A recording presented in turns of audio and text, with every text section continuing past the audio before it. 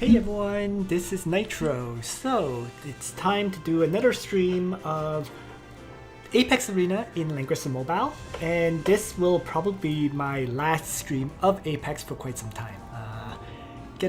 Having to start focusing on work soon, so I won't be able to stream anymore after this week. Actually, I just realized I should probably resize my game a little so that I can see the chat window. There we go. And I'm just going to test the chat, make sure it works before I begin the stream. So let me just make sure the chat is showing up.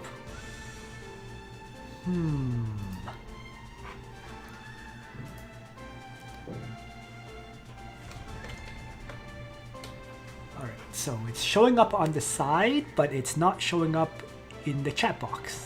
So I have to fix that again.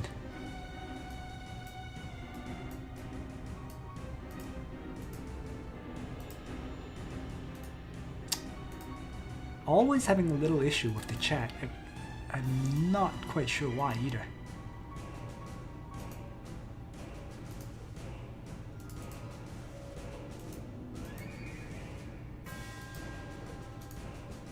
And this time around it's not fixing itself. That's weird.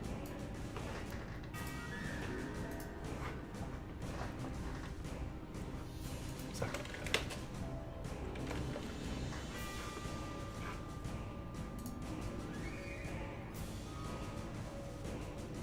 There we go. Okay, that was odd. So the first chat message didn't show up, but the second message did. Alright, so we're good to go.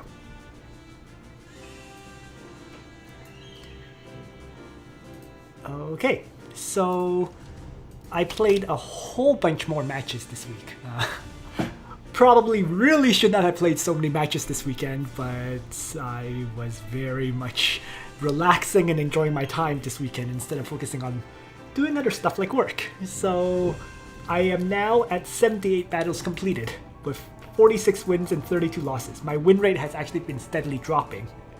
But despite the win rate dropping, probably because I'm facing off against other Langrisser ranked players, current points is at 1953. So that actually puts me at rank number 35 on this in Apex right now.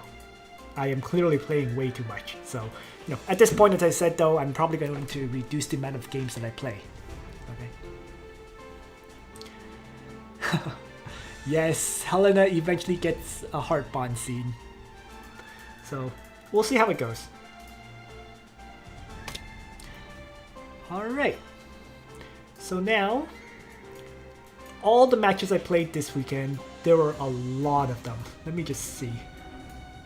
So, starting from here. 1, 2, 3, 4, 5, 6, 7, 8, 9, 10, 11, 12, 13, 14, 15, 16, 17, 18, 19, 20, 21, 22 matches this weekend. Oh my god. I don't even know how I got 22 matches in. But somehow I did. So let's get started by covering some of these battles. And the bread and butter for me has been Zerida games. Okay, like they're pretty much, you can see, Ledin and Zerida, Zerida and Wilder, Zerida getting stunned, you know? If I scroll further up, there is more Zerida. Zerida win, you know, Zerida win. More Zerida wins, you know. This one that's also a Zerida win. So the majority of these fights are Zerida battles. Okay. But, and because they're Zerida battles, most of these battles are very, very short. Okay. So let's begin with the few against Pete. And the first one is Zerida and Ledin against his party. So I played Pete twice, and to be fair, Pete's box is a little bit, it's dark oriented, I should say, right? Albedo is his tank, there is Bozol, there is Listel, I'm not, sorry, there is Licorice as well, right? So you have the dark character Seer, and then you have Sophia in case Bozol and Licorice both get banned. And there's Zerida, of course. And then other than the Dark faction, there's a bit of Mythical, right? Hobo, Zerida, Hobo, Zerida, and Juggler and Reen. Also, Sophia is mythical too, and Yulia. And then the remaining characters are kind of like mixed in. The most common ones like SP Elwyn, like Liana, like Rosalia, and Florentia and Deedlit. So mostly themed towards dark and mythical with the meta characters thrown in as well. My box, the only adjustment I've made this week is that I threw in a third assassin. Alright, so I actually removed my Reen. And instead of Reen, I threw in Hiei. So having 3 choices of assassins makes it more difficult for people to ban them right off. And yeah. So Pete begins by banning my Rosenseal. He's running an AoE, pretty much an AoE party, so it makes a bunch of sense, especially when he's running a lot of debuffers. I do my standard ban of Juggler and play my Juggler to start. Liana and Deedlit are banned after that, which is a very odd ban for ban number 2. He plays Albedo, and I ban Langrisser and Bozol right away. And I begin, since he banned a healer, I play Wyler. I had the choice between Wyler and that's it. So, oh yeah, because he banned Rosenseal first, then banned Liana and Deedlit, so I got my final healer, Wyler. So Hiei and Alustriel are now banned, right? Which still leaves me Zerida. So that's why I moved it to 3 assassins, because it gives me that opportunity to play an assassin.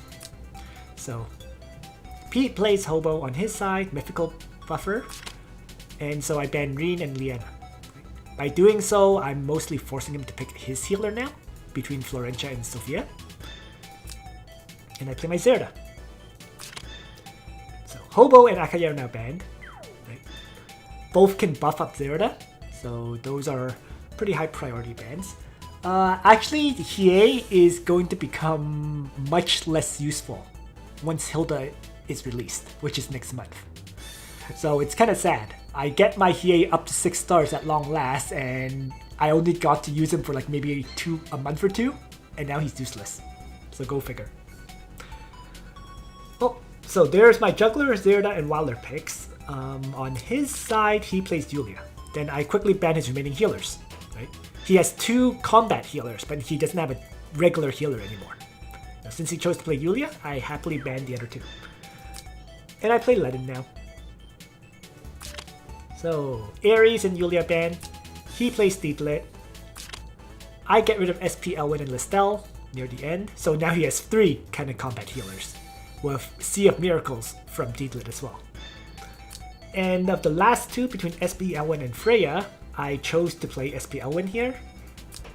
And Pete plays Rosalia, between Rosalia and Zerida.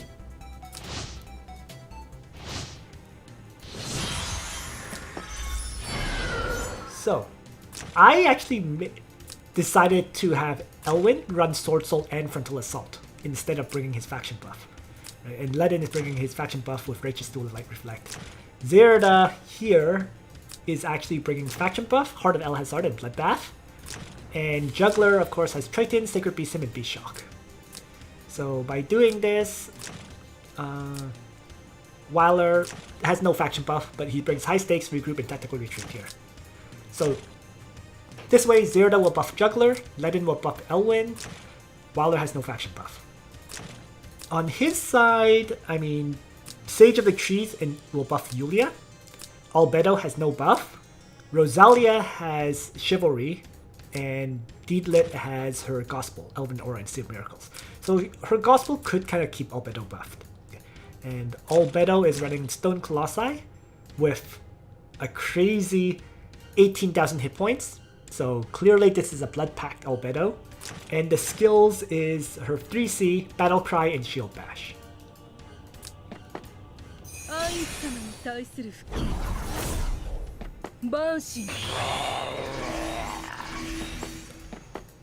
Both sides are kind of maneuvering forward to start.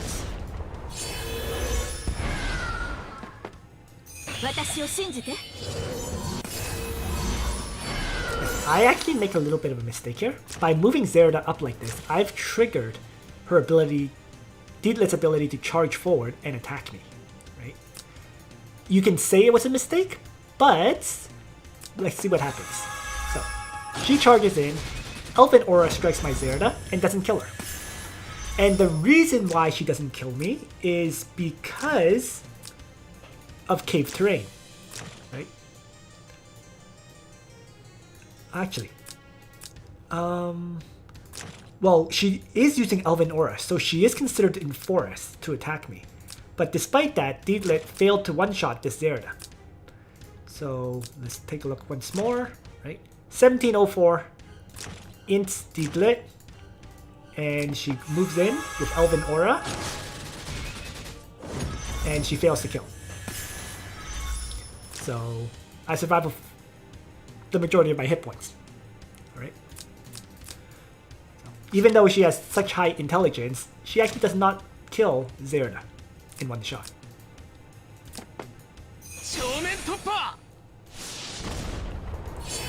At least not with Last Rites up and running. Would have been different if, let's say, this somehow had Twilight Star, right? If it had Twilight Star and broke my Last Rites, I was dead for sure. But that's not an item that you see on Deedlit usually, not Elven Star. So all my characters are alive, and this is a situation where Deedlit is easily killed. Now, I make a very careless move here, okay? I have Elwyn wipe out Deedlit with Sword Soul. And the reason this was careless is because of where I placed my Elwyn. Elwyn's talent only allows you to revive if there are no allies within 2 blocks of you. In other words, when I killed Deedlit, what I should have done was attacked from this tile here, where Elwyn would be guarded by Ledin. By attacking from the tile I did, Elwyn is not guarded. And he's within 2 blocks of Zerida. So, due to that, Rosalia quickly gets to strike and take down my Elwyn.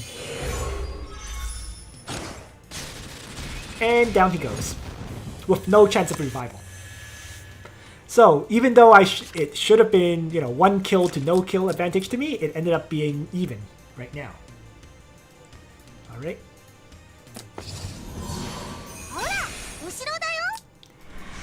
And then, so all I can do right now is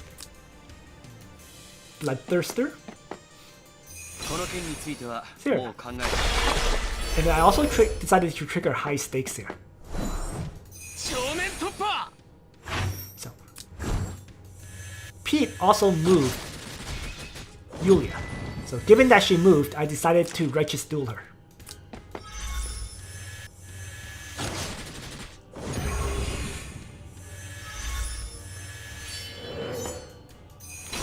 And he does some combat healing to refresh Yulia's health. So I countered with Master of Ice to further reduce her hit points. So now Yulia's at 52% hit points, Hobo's at 49, Guard is currently disabled on Albedo, Rosalia has already acted, and I am acting first with Zerida ready to strike. Or sorry, he's acting first. He strikes with Yulia, Yulia kills herself, but heals up a whole bunch. So, given that's the case, I can't assassinate her after all, and I go after Rosalia instead.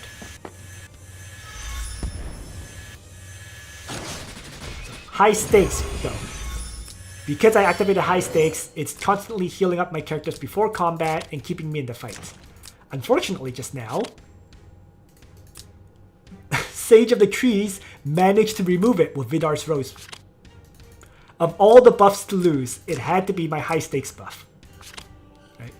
So, got the heal before, but Vidar's Rose trigger managed to remove the only buff I didn't want to lose, which was high stakes. So now Ledin has no more healing. So be it. I'll have Sage of the Trees get Beast Shocked by my Juggler. And so he retaliates by stunning my Juggler.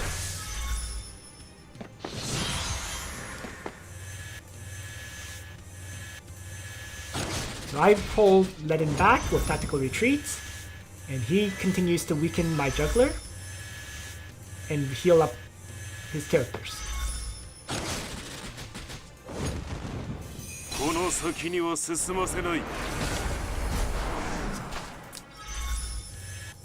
My action there was to send Ledin in to melee strike Sage of the Trees to weaken him, and also make it so that he can't move.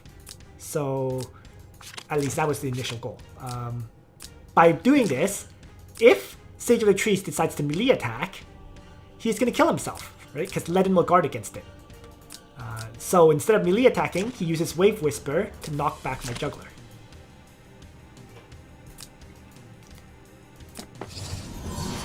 I'm fine with that. Zerida will activate Bloodthirster once again. And I'm going to heal up my Ledin with Regroup now. Yulia gets to finish off Juggler and heal up Hobo. But Zerida will now take off Sage of the Tree's second life. So down she goes. And I just start retreating. It's 3 against 2. Yulia has used most of her skills.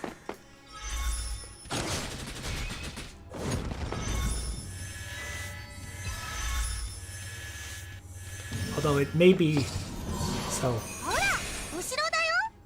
Let's once again, Heart of Alhazard with Zerida. Ledin now takes a hit from Albedo. And Albedo, having 563 attack with that strike, did absolutely nothing to Ledin. Actually took a lot of damage too. So I have no choice here. I suicide Wowler to re-trigger my buffs.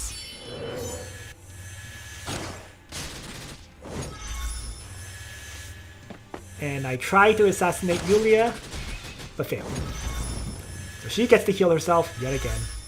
But it actually focuses on healing up.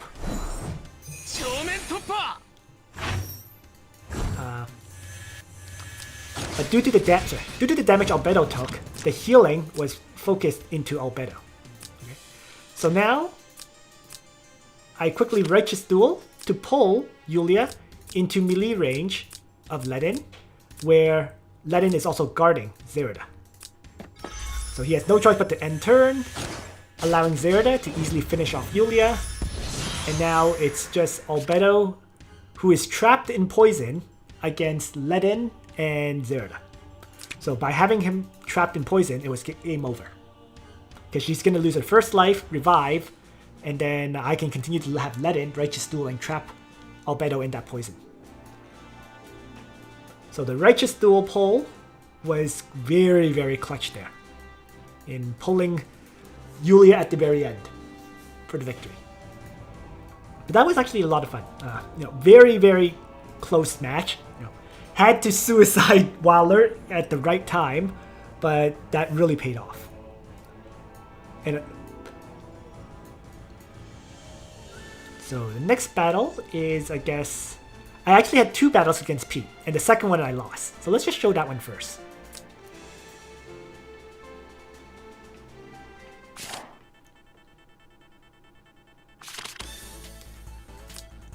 So, Pete's box, I mean, it's pretty much the exact same, hasn't changed. So let's just quickly go through the pick ban. He bans my Rosenseal, I ban his Juggler, I play my Juggler, I lose Wowler and Liana this time. No, he doesn't want me to start acting again like I did last game, so he banned both of those healers. And he plays Albedo, so I get rid of Reen and Licorice, and I play Zerida. Next, he bans Alustriel and Ares. And he plays Hobo. So at this point, I've lost all 3 healers, right? Rosenseal, Liana, Wowler. And now he's gotten rid of Ares and Alustriel. So I get rid of his Liana and Yulia. I don't want to face Yulia this time around. And so I play my Hobo. Right? So Akaya and Yulia are banned, and he plays Zerida. So I get rid of his remaining non-combat healers. So Florentia and Sophia are banned. And I play Deedlit. So I don't have a dedicated healer, but I do have Hobo and Deedlit for healing. And Juggler, whenever he gets attacked, he does provide healing.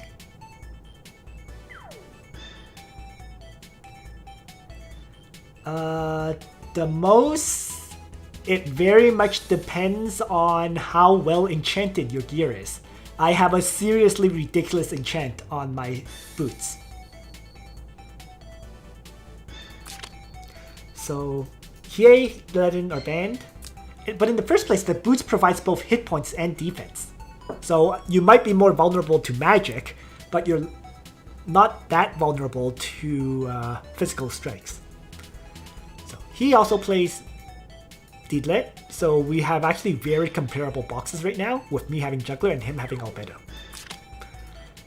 SP Elwyn and Listel is my final ban, leaving the choice between Rosalie and Bozel. And I play SP Elwyn, and he plays Bozel this time around. So I actually, full disclosure, I actually make a big mistake.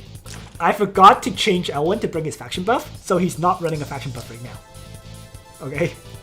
So he has Reign of Glory, Sword Soul, and Frontal Assault, which isn't really what you want on Leon. But what can you do?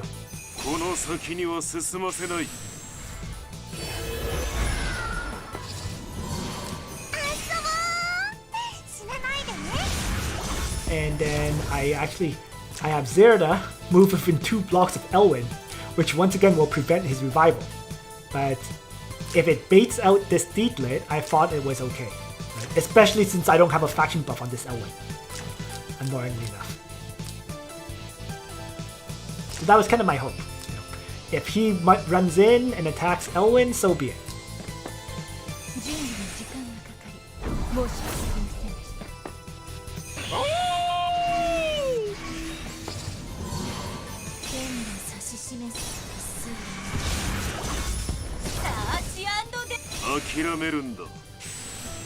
Oh, the other thing is, right now, for this, until next week, right now, the soldiers don't have 20% damage reduction.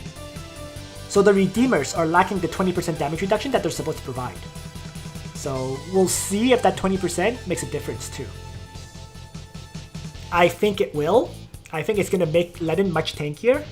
If his soldiers have 20% damage reduction, along with his talent damage reduction, right, they should be significantly tankier, but we'll see. Alright, so he activates Bloodthirster a little bit further back than me. And I actually, side note, I actually brought Deedlit with a different skill set. So Sea of Miracles, Spirit Dancer, and Accelerated Aid. No Gospel, no Elven Aura. I didn't really want Elven Aura because I didn't want it to interfere with Juggler.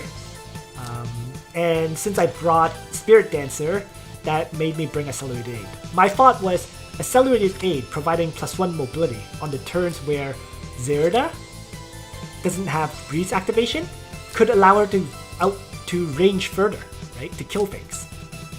So I was hoping that +1 mobility might give me the advantage over the enemy Zerida. So, using the Spirit Dancer now, charging forward, striking, and then retreating back. And what was crazy was, I didn't expect this, but the Stone Colossi took absolutely no damage. And that was because of the her 3C. Albedo's 3C has a 30% chance to trigger a 50% damage reduction effect. And it can't be dispelled. So she naturally also has 25% damage reduction. So what that means is Albedo actually, when she triggers that damage reduction, she has 75% damage reduction right there. Alright? So I was expecting to do a lot more damage than that. And because of the 75% damage reduction, it turned into absolutely nothing. So taking a look once more. Right? 6,000 damage to the soldiers, and absolutely nothing goes into Albedo herself.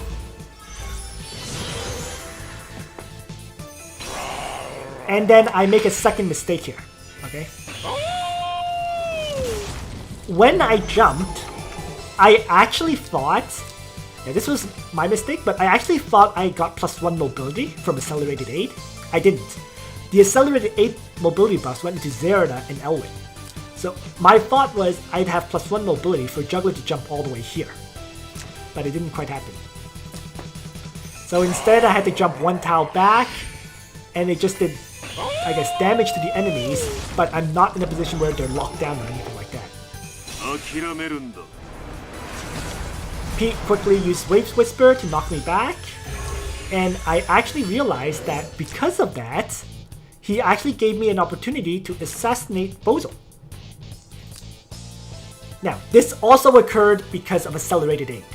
Okay. So he made a mistake here, but he didn't factor in Accelerated Aid. Because normally Zerida only has 7 movement. So it's 1, 2, 3, 4, 5, 6, 7. Accelerated Aid's +1 mobility gave me just enough distance to hit this Absoul. So right away, I go for it. Down goes Absoul, and I move back. And he retaliates by having his Zerida assassinate my Juggler.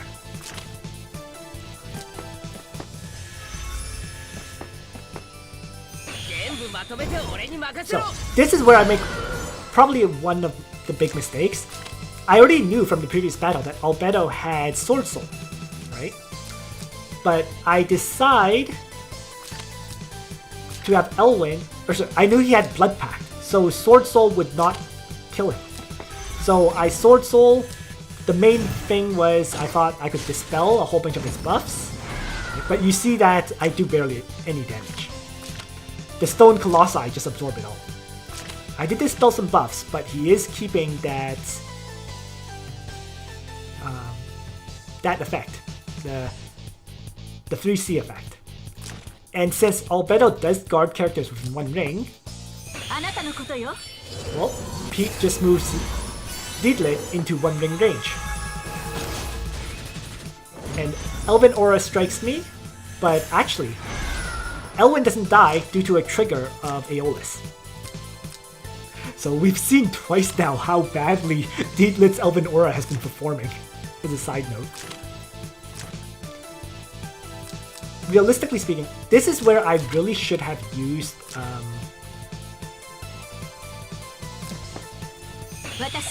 so I see a Miracles to heal up my characters a little bit. Just Diglett, and end turn.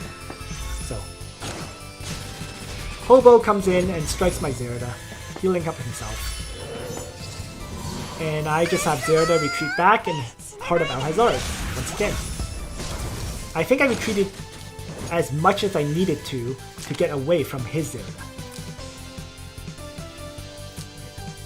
Yes, I also had to factor in the fact that actually, I think I might have retreated a little bit too far. Yeah, 1 tile too far. Interesting, I should have left her here, but I retreated 1 extra tile. Oh well. Well, Elwyn continues to get attacked, and he continues to not die. I Sword Soul again here, and that was probably the big mistake. If anything, I probably should have used Disable Passives, right? Disable the Battle Cry, for example. But I decided to Sword Soul, so doesn't do much. And now, Elwyn dies for the first time as a result.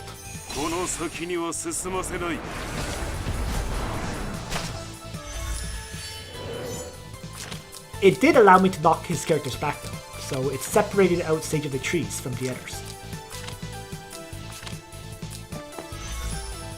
But Elwyn is now dead. And what I was hoping, which didn't happen, was that I thought Diglett would be able to kill Sage of the Tree's first life here. And then with that, Zerida could probably assassinate Sage of the Tree's second life.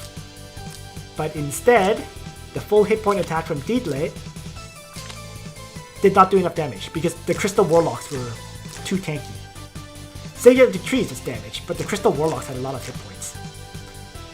So once again, the strike, left Hobo with around 3,000 hit points. And he just runs back into the guard range of Albedo. So now I'm in trouble, because if I could have assassinated him, would have been a different situation. But now I know I can't.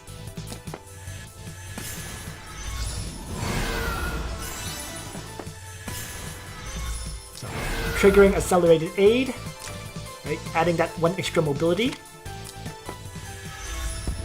And so he had to run Zerida away, because that one extra mobility would have allowed me to attack there.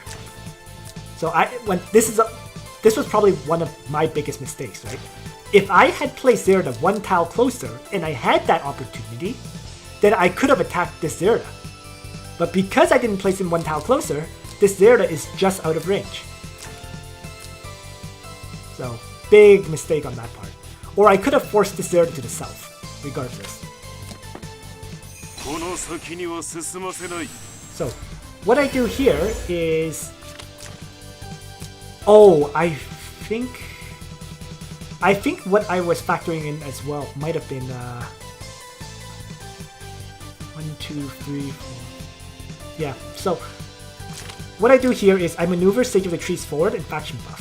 The point of this was that I have an opportunity to attack one of the enemies, right? Depending on where Albedo goes, I should be able to attack either Zerida or Hobo by positioning like this. Because in this kind of situation, Albedo can only guard one of the two characters. Right? And Dietlit, who has already used Elven Aura, can't attack me. So I'm supposed to be at full hit points to strike. Now, what happens though is... So, I start off with Zerida assassinating the first life of Hobo and move back. And he casts Sea of Miracles. Annoyingly, he got to attack me. Okay. And that was because Breeze activated. So with the extra 2 mobility, he was able to attack my Hobo, my Sage of the Trees. Okay. So unfortunately, due to the Breeze activation, I was not able to pull off what I wanted, and plus I got melee attacked. Otherwise, I should have been able to get that strike into Zerida. So that was annoying. Really annoying. Okay. So I could still attack Zerida, but that's asking to kill myself at this point without my soldiers and so on. So Hobo strikes and retreats, right? By striking, Gift of Eternal Life activates, and then the Crystal Warlocks heal up a whole bunch. So now, Zerida moves back as well, re-triggers Heart of Alhazard.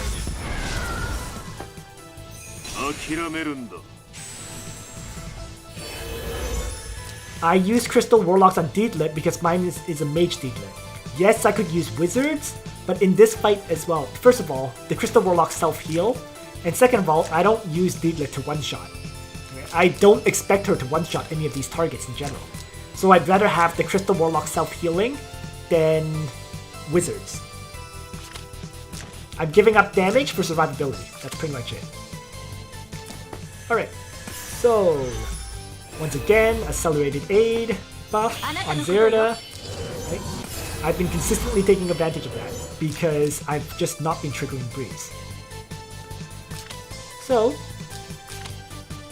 I have some decent range in terms of characters I can attack right now, right? So, at least none of his characters are in a position where they can survive. And he triggers Heart of Alhazard there, so I have to kill him. Zerida had to die. So, since there was no mobility buff on Sage of the Trees, actually, looking back now... Yeah, see, unfortunately Dietlit was too far away, so I made a mistake here, right? If I had Dietlit move to here, then she could have moved 1, 2, 3, then 1, 2, 3 to potentially strike this Zerida, for example. But due to the positioning and so on, the only character that could attack this Zerida right now was my Zerida. So, you know, if Hobo got +1 movement, he could have attacked. If Deedlit was positioned here, she could have attacked. So giving the accelerated aid to Zerida was a mistake there in hindsight. But so I had no choice but to have Zerida take down the enemy Zerida, which is fine. You know, down it goes, and my Zerida moves back. Now his shield bash re-triggered, so he was able to stun my Zerida. Okay. That is fine. I was like, okay, I have Sea of Miracles that dispels 2 debuffs, right? So Sea of Miracles, and then I realized Zerida was still stunned. Battle Cry actually applies 2 debuffs. Attack and int reduction, defense reduction. So there were 3 debuffs on Zerida, and I was only dispelling 2. So, I mean, I still had, I guess, there was a 1 in 3 chance of Zerida not being stunned, but the luck did not favor me. So Zerida ended up stunned. Even worse is that this tile is actually depths. I didn't even realize this, but I just realized, I learned that this tile was depths. So I thought Deedlit could move 1, 2, 3 here and kill off the enemy Deedlit. I couldn't. Now, so there were 2 luck aspects on this turn. If I had removed the stun, that would have probably saved me. And if Deedlit had triggered a mobility buff, so that she could move 5 tiles and kill this Deedlit, that also would have saved me. So I got double screwed by RNG here. That's what happened. So, I mean, all Deedlit can do is instead attack Albedo. And I tried to position in a way to protect Zerida. Hobo comes in, attacks, and it actually kind of worked. I survived with 64 hit points. 64. If he had a slightly more int, I would have died. So, Sage of the Trees attacks Albedo. The whole point is to heal up my Zerida. And frustratingly, due to no activation and so on, Deedlit was able to now use her Elven Aura instead of being dead. And so with Elven Aura, she healed up to nearly full again. And of course, she's providing Elven Aura to keep the other characters alive. Now, what's even worse is I realized my Zerida is still stunned. I still can't move her at all. So at this point, I tried to kill off Albedo. Instead, she survives with 270 hit points, and my Sage of the Trees gets stunned. So he has Ice Enchant on his Albedo. And so Zerida now dies to the attack.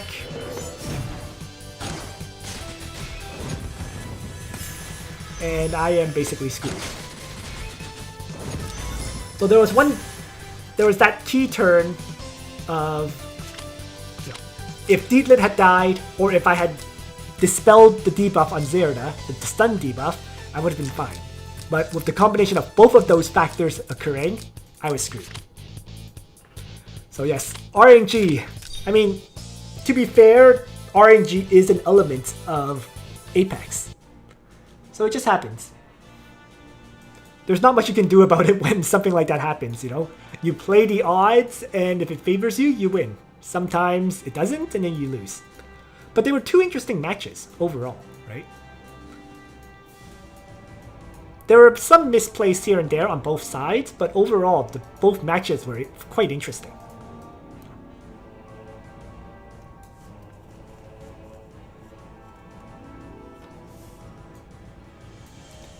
So next is, I guess I'll show one of the Zerida matches, right? Because I have so many. I think of the 22 battles or so, I'd say like half of them were Zerida fights. Do I recommend SP Freya for Season 6? I mean, it depends on your box. I use quite a few Origins of Light characters, so SP Freya fits in pretty well. But if you don't use Origins of Light heroes, you don't want SP Freya. I'll show a battle of her in action later, okay, for what it's worth. There is a battle where I use SP Freya. Alright, so this battle is against iAden, and his box has Young Jess. Young Jessica! She's in here! It's pretty mythical heavy. He has Sophia, Hobo, Gizaroth, Arianrod, Yulia, Yusuke, Sophia, if I didn't mention Sophia already. So very heavy on the mythical side, with Landius in there, with Tieris in there, with Elwyn, Claret, and Luna. A lot of it makes sense. I was a little bit surprised about the Luna, for example. I don't feel like Luna has a good role in this box. There's much better options than Luna. But this is his box. On my side, my box is not changing. I do my usual first ban of Juggler. Oops, he bans my Ledin. Yes, I am seeing a first ban Ledin. They just don't even want to face my Ledin anymore. So it was first ban of Ledin, and he plays Landius. So whatever, I play Juggler to start. He gets rid of SP, Elwyn, and Hobo. And he plays Dietlit. So I get rid of healers, Sophia and Liana. That's actually all his dedicated healers, right? I actually banned Tieris earlier, so now I got rid of all 3 of his dedicated healers. And I play Zerida. So Ares and Alustriel are banned, and he plays Young Jess. Alright. So Claret and Hobo banned now. And I throw down SP Freya. Speaking of SP Freya, here's one of the fights where I use her. Hiei and Dietlit are now banned, right? Origins of Light heroes. And he plays Gizaroth. So I get rid of Yulia and Yusuke. And I play Yulia. And he gets rid of my Liana and Rosenseal, playing Arianrod, of course. I mean, Luna, as I said, Luna has no real role in this box, so it doesn't really make sense. I suppose Luna could have allowed, Dietlit to maybe charge forward really, really far to attack me. But, yeah. And so, my last pick is Wowler. Between Wowler and Akaya, I chose to bring Wowler. And here we go. It was a bit of a tough choice, right? Because +2 mobility for Zerida would have been a big difference too. But I chose to bring Wowler, and Wowler is bringing Mass Attack. So the Mass Attack was to buff up both Yulia and Zerida. You can see Zerida is running Bloodbath, Sly Stride, and Heart of Alhazard. No faction buff. Freya has her faction buff, Crystal Spike and Rose Lash. And Juggler has Triton, Sacred Beastim, and Beast Shock.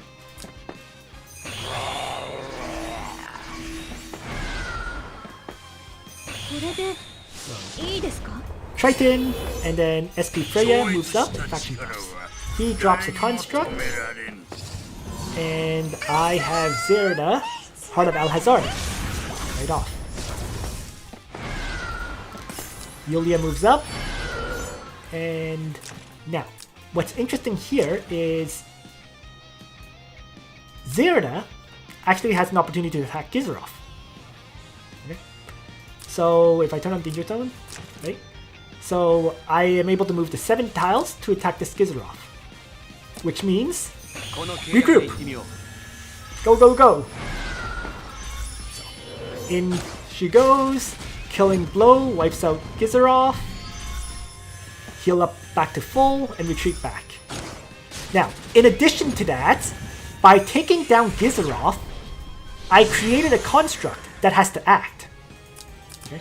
So first, the construct is, first, I kill off Gizaroth. Second, the construct creation, this new construct, has to take its turn, which changed the turn order.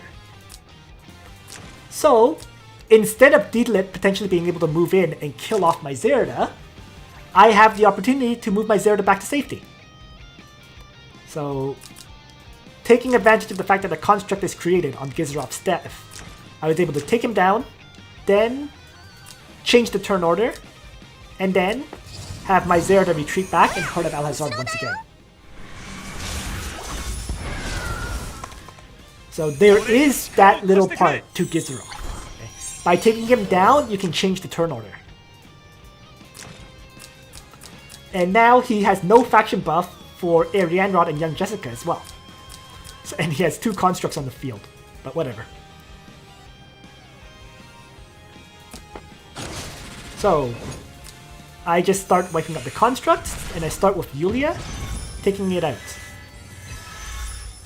He still has 5 characters as a side note, right? Because there is still the other construct. So it is still kind of 5v5. But he's lost one of the constructs. Honestly, Wyler, I mentioned this before, but I still can't recommend building Wyler at this point. If you're going to build a hero, a healer, you should build Florentia. Florentia also has Act Again.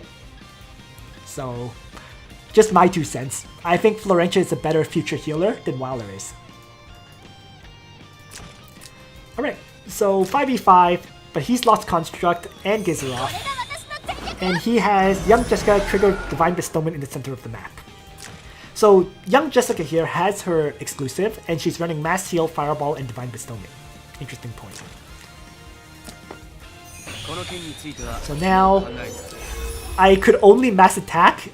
I couldn't mass attack to affect all 3 characters. Right? So I had to choose, because Yulia had to take out that construct, so I had to choose between mass attacking Zerida or Yulia. And I chose to buff up Zerida.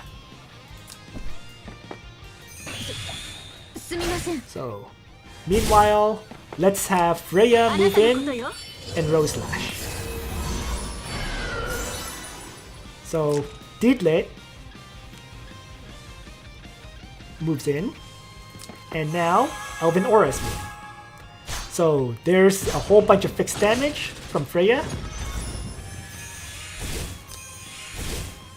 But due to Deedlit having healed before combat and heal after combat, she pretty much stays at full health. But what's important is, due to the fixed damage before combat, not all damage goes into Freya herself. Right? The Redeemers have soaked it all up. Okay. So now, I have Juggler, Sacred Beast him, all the way forward to where Arianrod is. Alright? So Arianrod is locked down. She Storm Lances forward.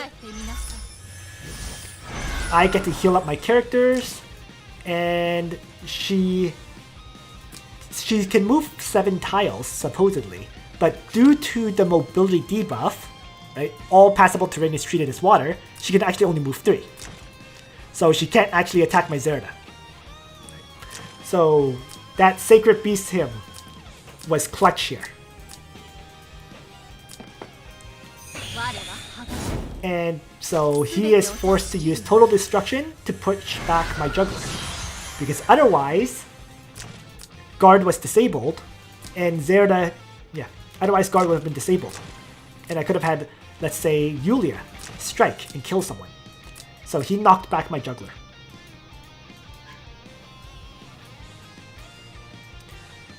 Alright, so I take a look at this. I see a situation where Deedlit is heavily damaged, and so Zerida goes for it. Really annoying. Oops. Before, okay, Aeolus is triggered, preventing Deedlit from dying. She had 147 hit points left.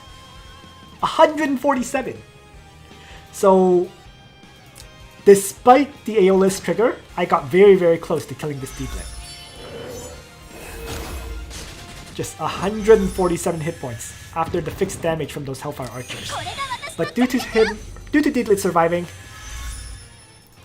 Young Jessica gets to cast Mass Heal. Due to not doing any damage, her exclusive helmet triggers and allows her to act again. So she acts again and launches out an attack on my Juggler.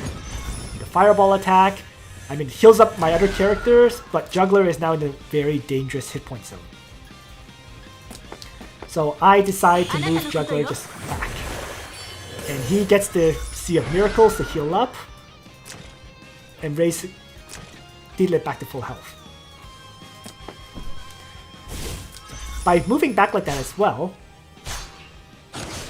so I just moved Freya up a bench,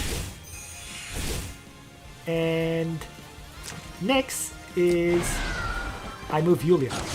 So Ariane Rod melee strikes my juggler, and he survives because Ariane Rod has no attack skill.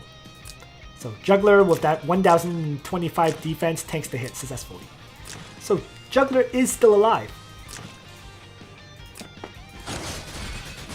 But that finally dies to Langrisser. Now, the reason he did that is because if he didn't, I could have had Waller move up and regroup. Okay? So he had to kill Juggler. Otherwise, he was worried about my regroup, right? Otherwise, I could move up, launch out a regroup, and heal Juggler back to pretty much full health. And then probably, and then he would have to knock down the full hit point Juggler once again. So he went for the kill of my Juggler, but it did leave this young Jessica exposed. Well, let's Godly Menace her then. Down goes young Jessica.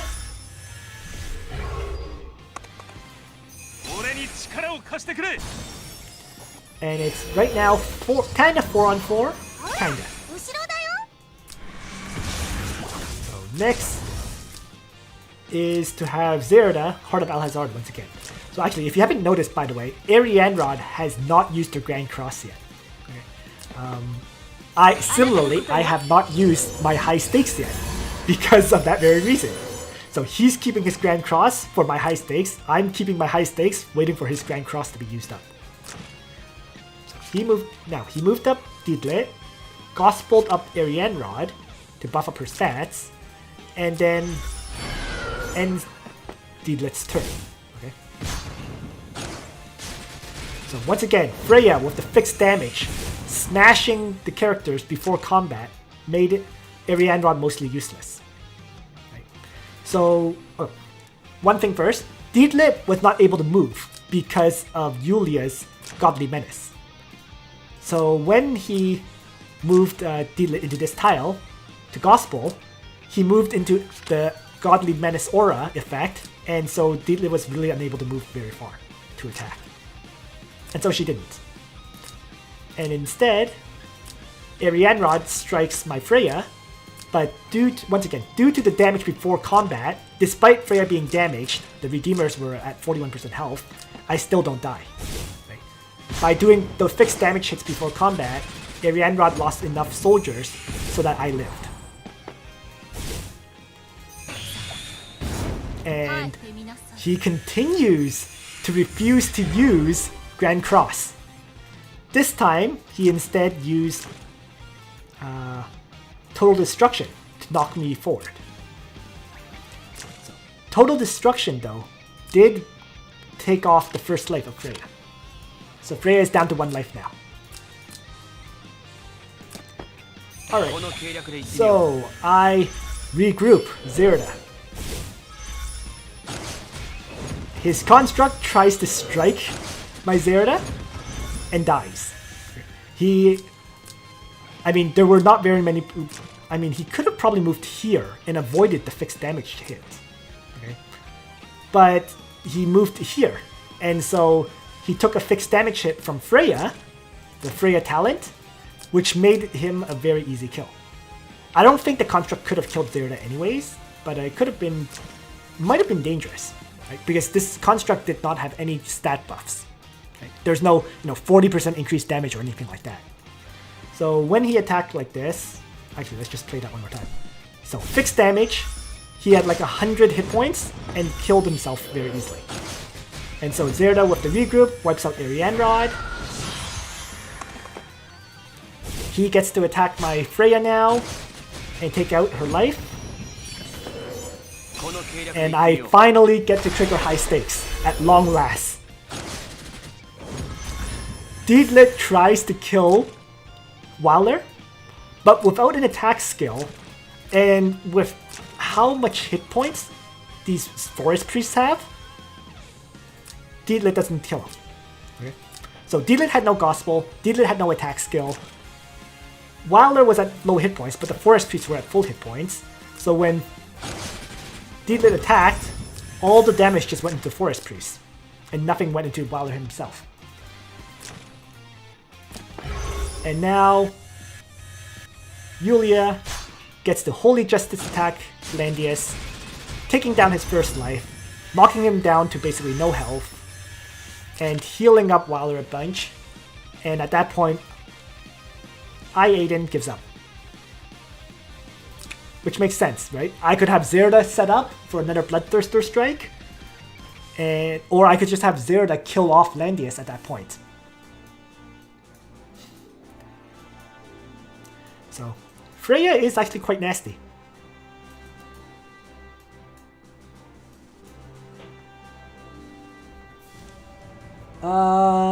Burn doesn't get revives. Burn just becomes very good. But SP Freya is kind of difficult to build. You need very, very good enchants, just like Ledin. So it is a bit of a pain. But her fixed damage hits, if the enemy is not immune to fixed damage, can make her very, very tough. That's all.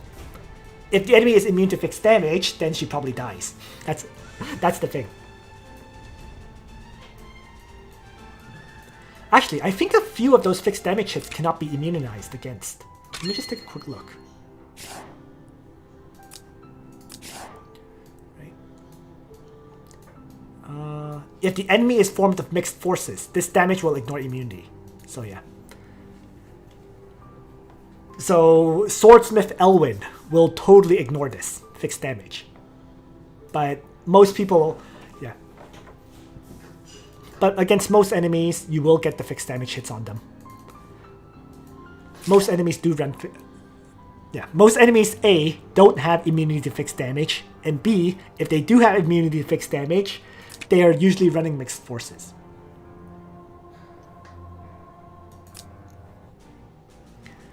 Alrighty, what's next? Yes, the fixed damage to break sorceresses is very, very nice, for sure. Unless your opponent is running Meditation Ring, and most people don't run Meditation Rings on their mages, it's a very nice effect.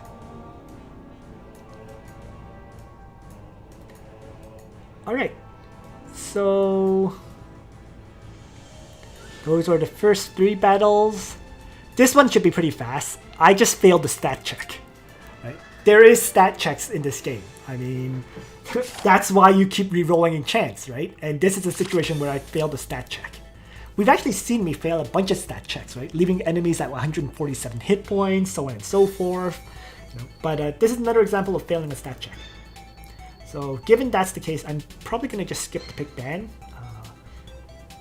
He's running pretty much a Yeless and mythical AoE box, though. Right? There is Rainforce, Bozol, Gizaroth, Hobo, Reen, Ares with Wind Whisper. Those are all AoE attackers. Deedlit, Elwyn, Zerida are single target strikers. I mean, Ares is kind of a mix of both. So, and then Sophia for Rewind, and then healers after that.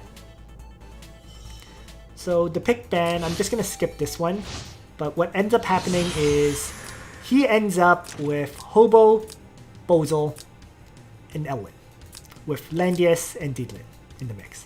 I end up with 2 tanks, Freya and Ledin, Alustriel, Yulia, and Liana. So pretty much everybody is buffed by Ledin except for Freya, who buffs herself.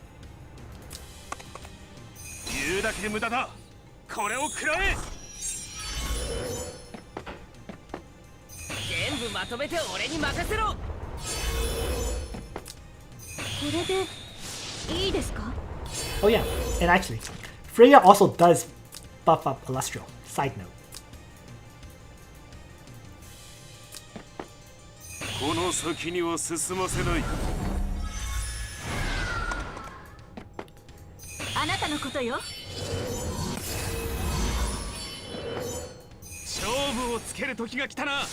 First, he lays down terrain effects with Hobo, right, blocking my Alustriel's mobility movements, and Interestingly enough, he has a faction buff on both Bozol and Hobo, I think. Or does he? Let's take a look. He has a faction buff on Bozol with Sleep and Black Hole. He doesn't have a faction buff on Hobo. Instead, Landius is buffing Hobo. Okay, that makes sense. And then Elwyn self-buffs, and then Deedlit has Gospel.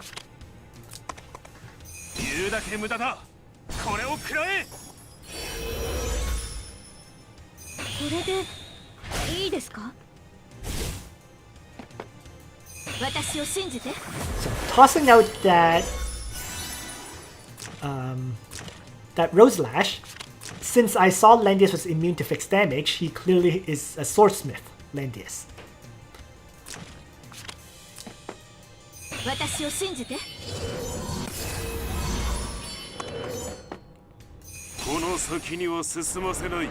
And he's making the first move with AoEs.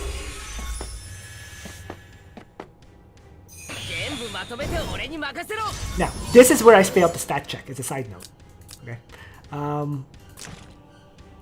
I didn't pay attention to this, but Elwyn annoyingly got a mobility buff of +3. Frustratingly enough. So I didn't pay attention to this, didn't realize he could move that far to attack my Yulia at the back. The reason I say this is a stat check fail is because my Yulia, from taking this AoE, the Sage of the Trees Wave Whisper, actually got knocked below 70% hit points. She's at 67%. So, because she's at 67, she can't revive. And thus, SP Elwyn, Reign of Glory, Sword Soul, and then Yulia dies before getting revived. So there was that mobility +3 effect to allow Elwyn to attack, but I also failed that stat check. If I had a tiny bit more hit points on Yulia, she would have lived. And so that was it. With that kill, I was basically screwed.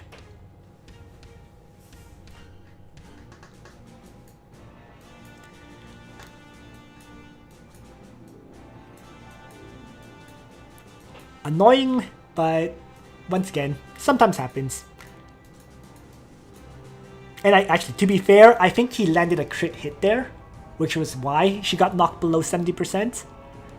So there were some luck elements involved. Well, there was the luck element of Elwyn getting +3 mobility buff. There was the luck element of landing a crit hit on Yulia, because I'm certain she usually stays above 70%. But it is what it is. Right. Once again, there are RNG elements to Apex. And next is when RNG favors me. Hello, hello there. So, I win this battle by Thorns. And this is a very, very quick one because of the Thorns trigger. So, this is a very common first ban that I see. Akaya getting banned first because she is pretty overpowered with the +2 mobility. I'm not going to go over the pick ban here because it ends up being, it's pretty fast battle. But what ends up occurring here is I end up with Ledin, Juggler, Zerida, Wilder, and Liana. So I have two characters who can act again, right, on my Zerida. And on his side, he has Akaya to mobility buff his party, Hiei, Ares, Licorice, and Deedlit. So, and Deedlit also has Accelerated Aid, Spirit Dancer, and Sea of Miracles, which is kind of a weird combo when you already have Akaya. I'm not sure I understood this build of Deedlit in this case. Regardless, I make a mistake right from the start in trying to maneuver forward. Full disclosure. When I'm facing off against Akaya, I should not be charging up ahead. I should be playing defensively. Right? So I should not be maneuvering my tanks up, for example.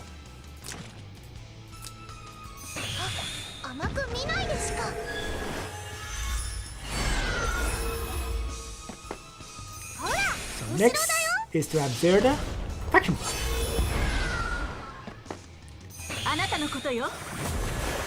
And he triggers Sea of Miracles. And I move Ledin forward. Because I realized that Hiei, with 5 mobility, can AoE, trigger, and then get 6 mobility to go 1, 2, 3, 4, 5, and kill my Zerida. So I really should not have maneuvered forward, right? Or if I did, I should have put Zerida back here and Ledin up here. So I mispositioned my Zerida, and thus I had to move Ledin all the way up to protect Zerida. But by doing that, Ares could quickly noble charge my Liana and one-shot her. So despite having the Shrine Maiden buff, Liana still took so much damage that she died to Ares. I put too much faith in the Shrine Maidens in general. You really, when you're facing off against an attack skill with like 1900 attack, you're going to die. So Liana quickly died.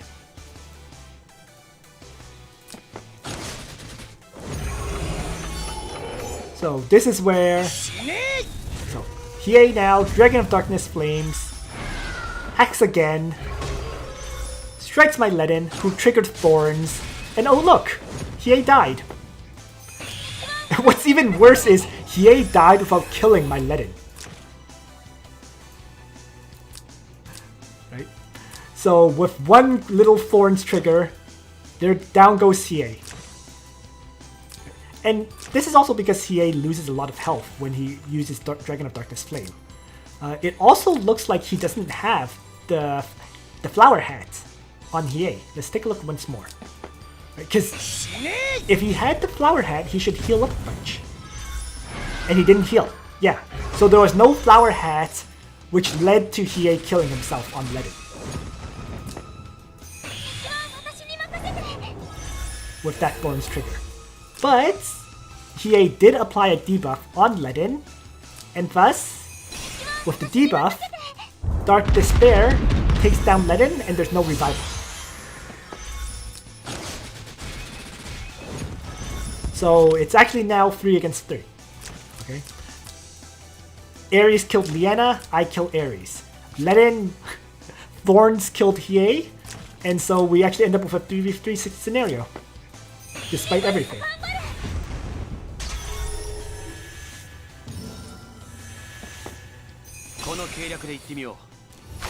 He triggered clocks here, which meant he could launch out the AoE once again, right? Dark Dragon's Breath. And so Beastal Outbreak is used to allow Licorice to toss out the second AoE. Well, I'm not going to allow that to happen. So Secret Beast him, teleport forward, and by putting Licorice in water, she suddenly cannot move far enough to kill my Wowler. If he had run Sorceresses on Licorice, Wowler was dead. But he ran Crystal Warlocks. So, you know, I mean, don't get me wrong, Crystal Warlocks are good soldiers for Licorice. But if you're running an Assault box, you should run Sorceresses so that she can fly. If she was flying, then this would not have occurred.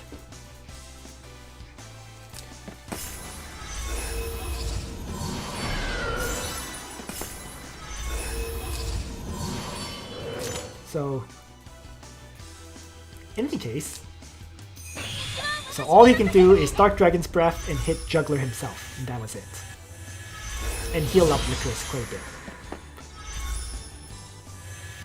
Well, I have Juggler, Beast Shock forward, but unfortunately, he actually applied a cannot receive buffs effect onto my Juggler.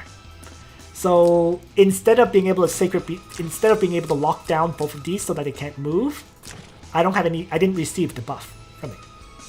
So when I placed myself next to them, they were still able to move and attack me. But doesn't really matter. Zerida can Heart of Alhazard. I'm facing off against 2 enemies while having Juggler be able to heal up from high stakes. And so Zerida regroup, act again, assassinate Licorice, and all that's left is Akaya. So, battle over.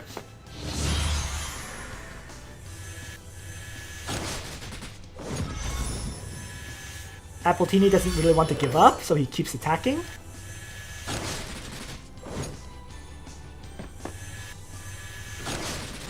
But that just means, you know, Juggler attack, Zerida attack, Akaya is killed, and now there's just this wolf. And he finally gives up.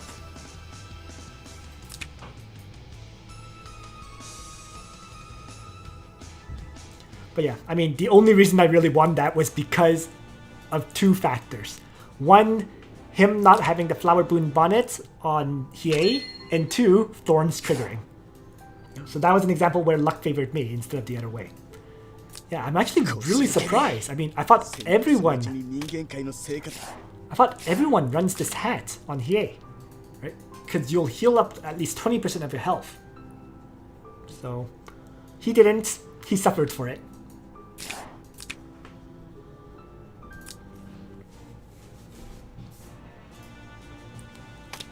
Next up, let's see. The next bunch of battles is me I just tossed a whole bunch of battles away. You know, I really should not play late in the evening, and I lost 3 in a row because I was playing very, very silly at that time period. So I'm not going to go through the pick ban for these ones, just going to quickly jump into the fights because they were more me making careless errors than anything else. But what Star Key runs is mostly single target with Yusuke, Zerida, Ares, Claret, although there are some AoEs.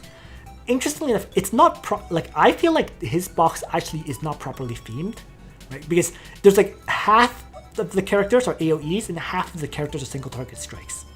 But we do see a bunch of people running boxes like this, so let's see what happens. So I end up with Hiei once again. But Hiei has no faction buffer here. There is Ares with Noble Charge, there is Elwyn bringing faction buff, Frontal Assault, and Reign of Glory. Ledin is bringing both guard skills this time, Righteous Duel and Divine Guard. And then of course Rosenstiel as my healer. He ends up with Landius, Sage of the Trees, Yusuke, Rachel, and Wilder. So he's actually very well buffed and like me.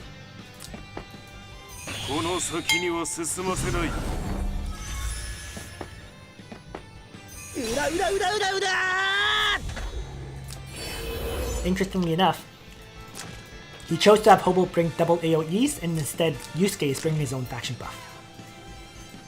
Which is fine too.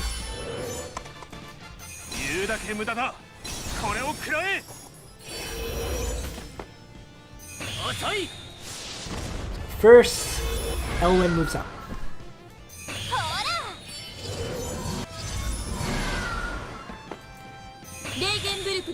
And then I Mass Crystal to heal up, apply healing effects on my characters. Now, this is why I ran Frontal Assault. Frontal Assault disables passive skills. So,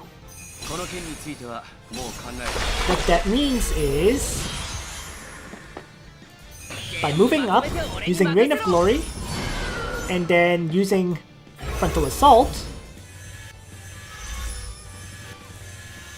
Hobo has no revive chance and dies right away.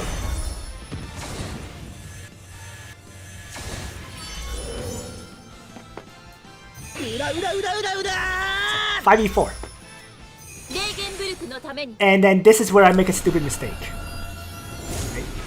I moved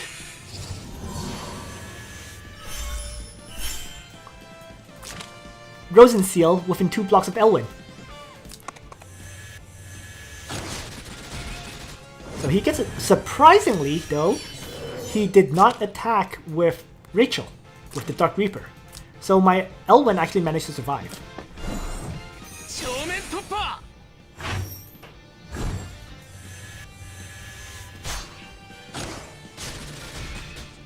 I then decide to Righteous Duel,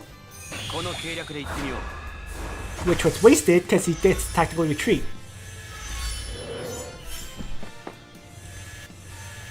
And then Rachel takes down the first life of Letting as a result.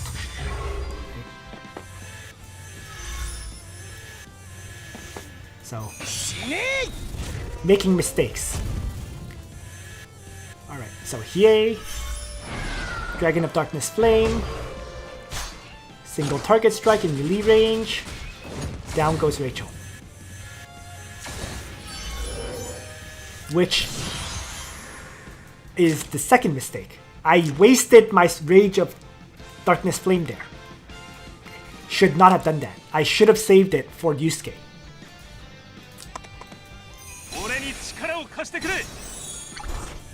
So there was the second big mistake.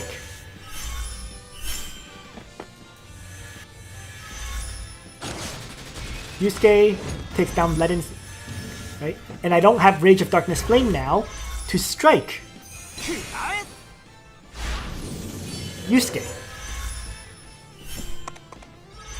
And thus, I'm basically screwed now. If I had Rage of Darkness Flame to ignore guard attack, Yusuke, I could probably, heal reversal and whatnot and probably cause him to die. But without that, I'm basically screwed.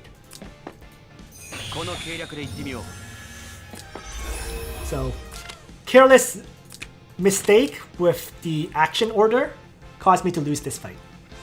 Or, careless mistake in not using the skills at the right time caused me to lose, is what I should have said. Otherwise, I would have had a very good chance of winning this.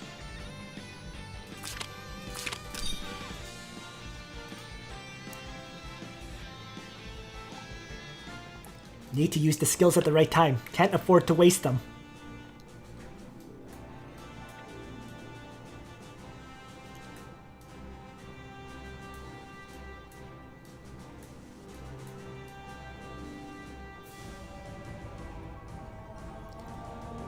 And so that was that first one. The second one I think was even worse. Like my play quality just progressively got worse in these sets, in this set of 3. Let's see what ends up happening with this match.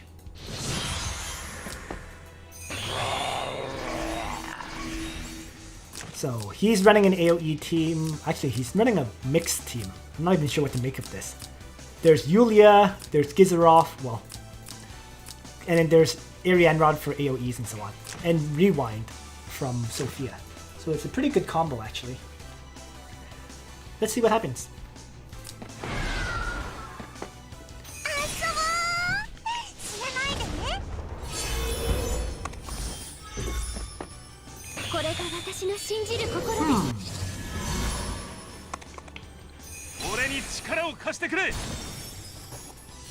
Oh, sorry. I know what happened now. Okay. I ended up, I'm not even going to play this one out, okay? I ended up with Akaya, Waller, and Liana, okay? The whole point of this battle was to triple act again Zerida, okay? So my goal was to win with Zerida using Heart of Al-Hazard and assassinating characters like crazy. Then, I look at my Zerida, she had Shadow Raid and Backstab. Facepalm.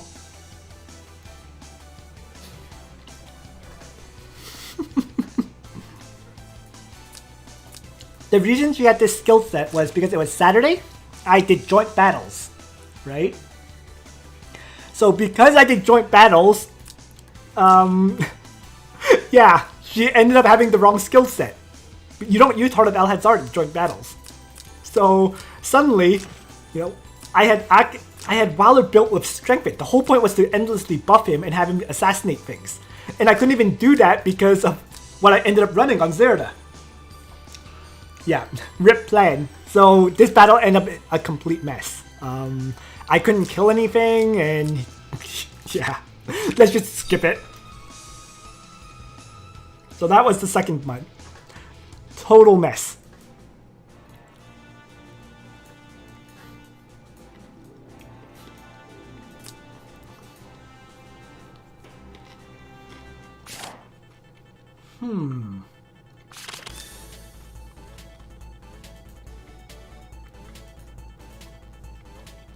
For the third match,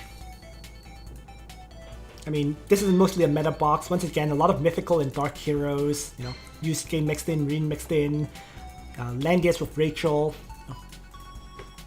A very typical box that you would see from people who just finished Season 5.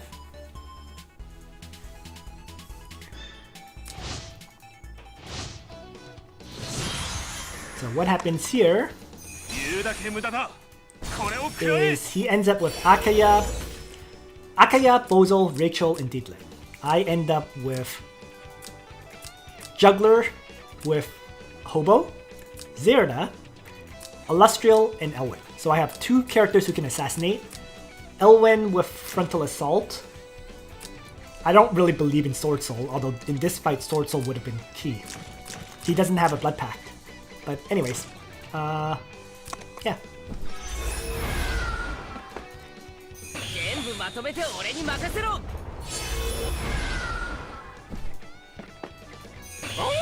So I'm just kind of setting up initially, and he triggers the mobility buff with Akaya.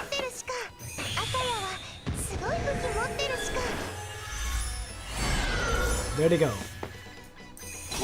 And I drop down Wave Whisper right away to try to limit Diglett from charging in. Because otherwise she would have moved in 5 tiles, acted again, 1, 2, 3, 4, 5 more tiles, and attacked my Alustriel.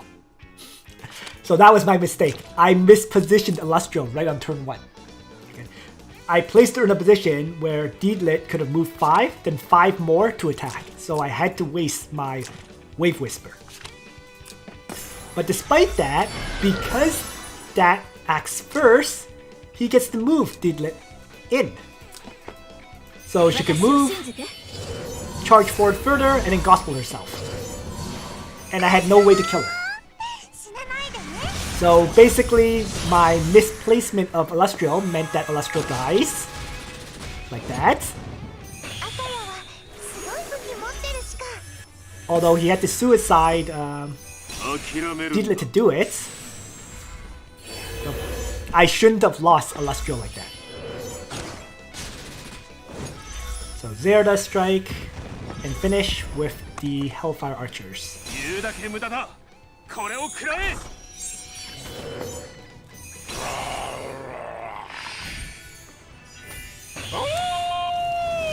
And I begin with a Sacred Beast him actually. Now that's where it gets a little interesting. He moved Akaya in with the Wolf Soul to block me from attacking Absoul. Because Elwyn otherwise could have, charged forward and struck.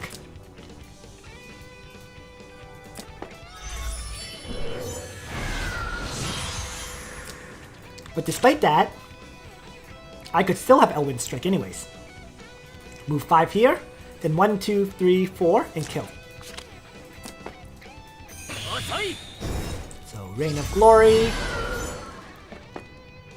Frontal Assault, down goes Absoul.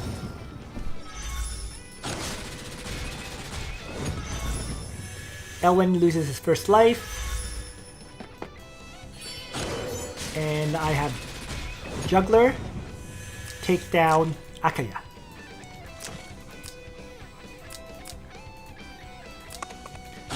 He respawns with Langrisser, killing off Elwyn's second life.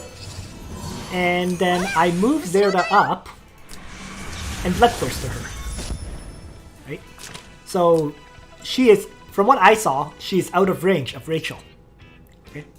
So I'm in a pretty good position, I thought. Right? 3 against 2. Rachel is going to be killed next turn. Right? I should definitely win now, right? Well, I laid down Dazzling Light on turn 1. Next round begins. Okay.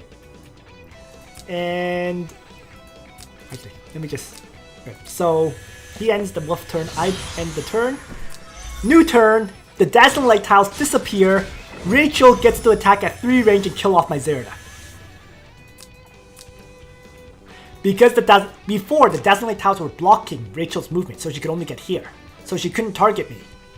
But because the Dazzling Light Tiles disappeared, suddenly, Rachel is in a position where she could kill off my Zerida.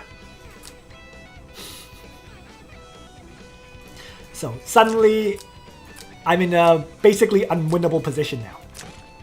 Because Landius will be kept healthy by Rachel, since Rachel has both Holy Word and Dark Reaper, and I can't keep my characters as healthy with Sage of the Trees.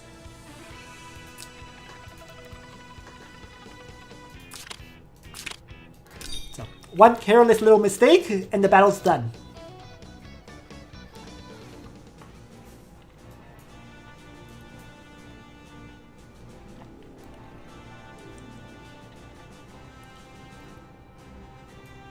Zerida is good, but she's also difficult to build because you need the Crystal Dagger now. Okay? If you don't have a Crystal Dagger on her, she's useless. So you need this Crystal Stinger. Otherwise, she's not good. If you have the Crystal Stinger on her, then she's amazing. If you don't have a Crystal Stinger for her, I can't recommend using her anymore because then the number of targets she can assassinate really narrows down.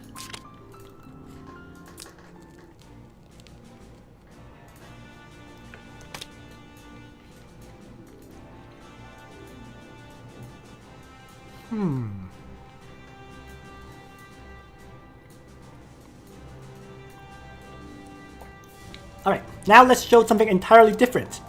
An AoE assault box.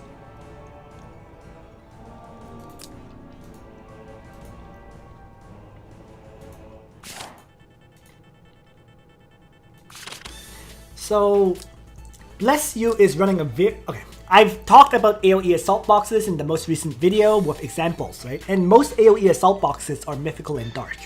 That's the standard build for them. Bless You, though, is running a very interesting time and space and empire AoE box. So it's different from the examples that I mentioned. He is running tons of time and space characters, including Olivier.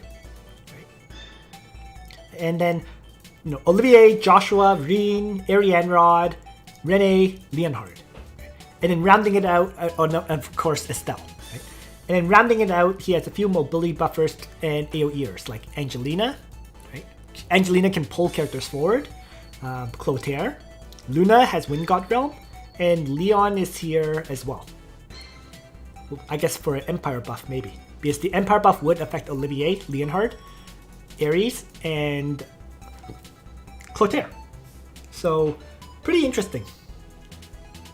It's not a very common AoE style box that you see. The pick ban here is I get rid of Akaya first. He gets rid of my Juggler and plays his Estelle. I get rid of Reen and Clotaire next and play Ledin. So, Rosenseal, that was a mistake, I think. But by getting rid of my Juggler first, I had the choice between 2 tanks and 3 healers, right? So I chose to play a tank first, otherwise he would have probably banned both my tanks. I probably should have accepted that, I don't know, and played Rosenseal. But in any case, he plays Juggler. And now Arianrod and Ares are played, I play Alustriel. So my goal is to try to kind of, assassinate the characters before they AoE me like crazy. Allowing Juggler as a second pick was a huge mistake as a side note. Okay. So he plays Leon. Next, I get rid of Bozel and Leonhard. And I play Waller. Zerida and Hobo are banned. And he plays Angelina. This was probably another...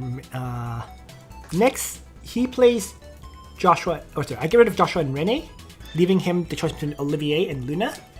And I play Diedlit. And then he gets rid of my Hiei and Akaya, playing Olivier. And I have a choice between Yulia and SP Freya, and I went for Yulia. So I went for a bunch of combat healing to try to stay healthy between the AoEs.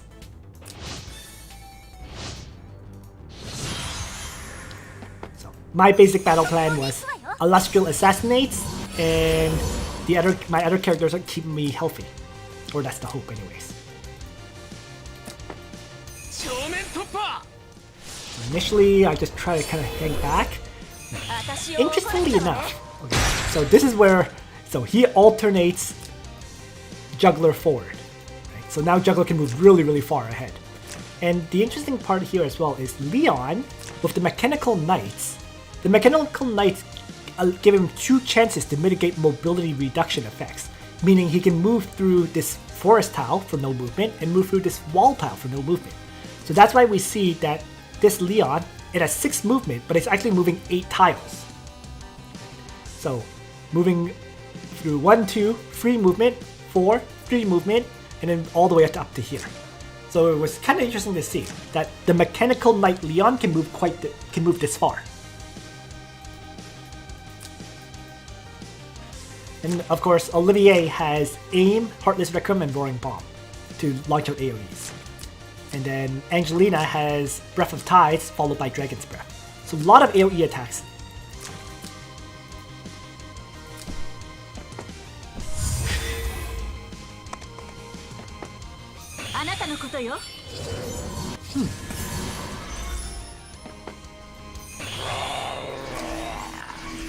Now the interesting thing here is he didn't choose to have Juggler use her Sacred Beast right away.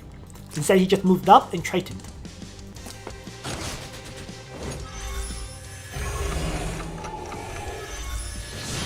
He wanted to prevent me from healing it up, right, with Rottweiler. So now he Sacred Beast Sims. And jumps in. So basically though, all his characters have 2 AoEs, Sacred Beast Sim, Master of Ice. Right? Roaring Bomb, Heartless Requiem. Breath of Tides, Dragon's Breath. Well, I guess Leon's the only one who doesn't have 2 with Blue Dragon Strike. And then Estelle has Whirlwind Staff and Phoenix Wave. I try to tactical retreat my characters forward, which was a mistake, right? Because right away Angelina could launch out her AoE, Breath of the Tides. I should have had Deedlit use the Sea of Miracles there. Because this way, he was able to Breath of Tides, then kill off my Yulia. I had Alustriel kill off... I had Alustriel kill off Angelina in response, but this now allows Leon to charge in with Chivalry and wipe out Deedlit. And then I got really screwed by RNG here, because Alustriel got placed next to Juggler. So the action order there, right, by using Tactical Retreat too early, really screwed me. Because now, I can no longer get Alustriel out of Juggler's Unable to Move effect. I can, potentially, by maybe, for example, using Leaden to Righteous Duel Juggler away. And that's probably what I should have done in hindsight, looking at this now. But it left me in a really bad situation. So now, looking at this, what I realized was Estelle, her Phoenix Wave hits 3 blocks, meaning she can move all the way here and still hit my Alustriel.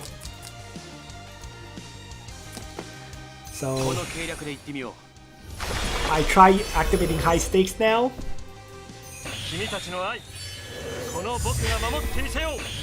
And Heartless Requiem comes out. And the Heartless Requiem knocked Alustriel to the point where she's at 29 hit points. So it meant that Estelle was going to kill her, guaranteed kill, at this point. And there's nothing I can do. So battle is over. Because she is trapped in poison, and I can't, Righteous Duel Juggler away and then have Alustriel attack. So, AoE Assault very quickly. I mean, there was some RNG aspects with the Blue Dragon Strike, but still, this AoE Assault, even though I was hanging very far back, it still took me out.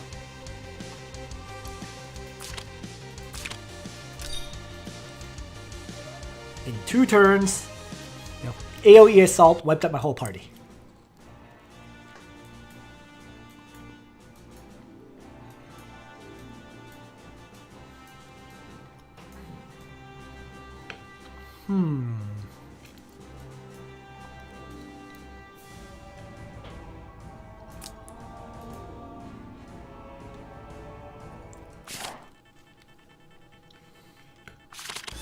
This next battle,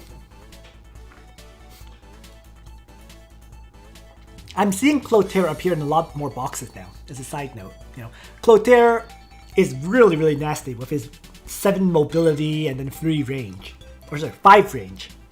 So his AoEs are just really, really tough to deal with.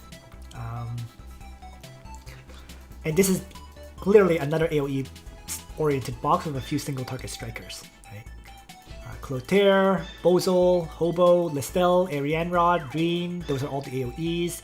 Single targets are Yusuke, Yulia, Ares, and Elwyn. Healers, Liana, Waller, Sophia. And the tanks are Landius and Juggler. Both sides ban Juggler. He plays Landius, I ban Reed and Sophia, and I play Ledin. So SP Elwyn and Rosenseal banned. He plays a healer, right? Because he only had 2 healers left. If he didn't pick one, he wouldn't be able to play a healer. So he plays Waller. Hobo and Listel are banned now. And I play my Waller as well. So far, both of us are doing pretty much the same thing. Ares, Zerida ban on my side. He plays Bozol. I get rid of Clotaire in Ares now. And play Alustriel. So Akaya and Hiei are now banned, and he plays SP Elwyn. I ban his Yusuke and Yulia, playing my SP Freya, so double tank once again.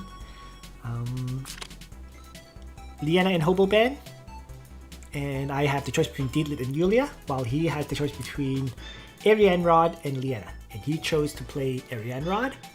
I choose to play Yulia.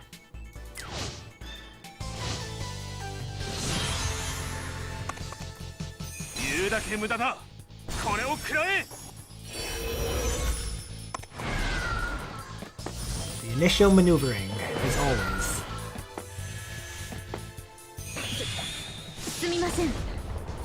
And initial faction buffing, as always.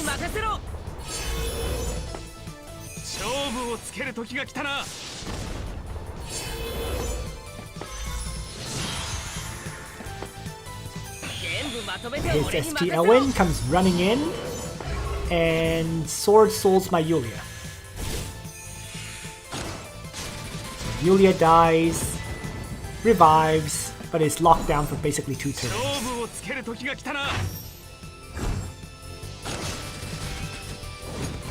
I Righteous Duel Elwyn to me and take down the first life of Yulia. And he moved Bozol in very aggressively, so I just quickly took her down with Jade Storm. Jade Storm is really, really nasty, this skill. First of all, it dispels 2 of the enemy's buffs into random debuffs. Second of all, it grants 20% damage bonus for every 1 buff converted. So in other words, first, if Bozol has buffs, he'd lose the two of the buffs. And second, I would do 40% additional damage, potentially. In this case, Bozol had no buffs, but it doesn't matter. Since he has no buffs, he has no real defense. So it meant that I could easily take him down. So Alustriel quickly wipes out Bozol, heals up a bunch, and roundabouts back.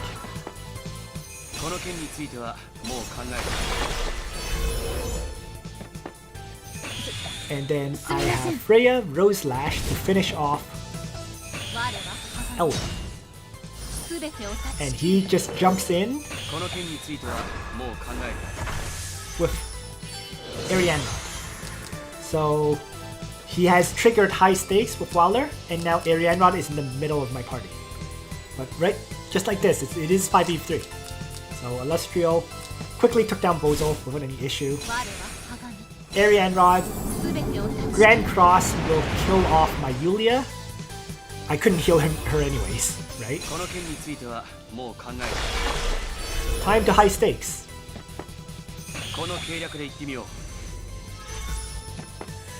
Now that Grand Cross has been used, high stakes time. And first is Ledin to break down the shield of Ariane Rod. And now that the shield is down, Alustriel, single target strike, down goes Ariane Rod. Battle done. So it shows how much damage Alustriel can output. You know, like, people really underestimate her.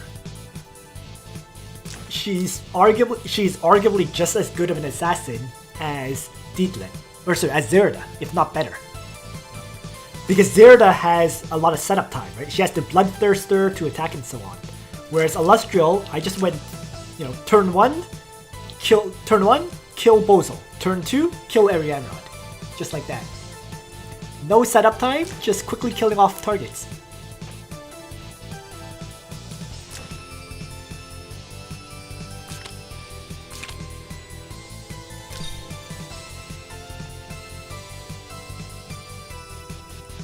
The only drawback of using Alustriel is that, you know, she has to attack from terrain, like grassland and forest.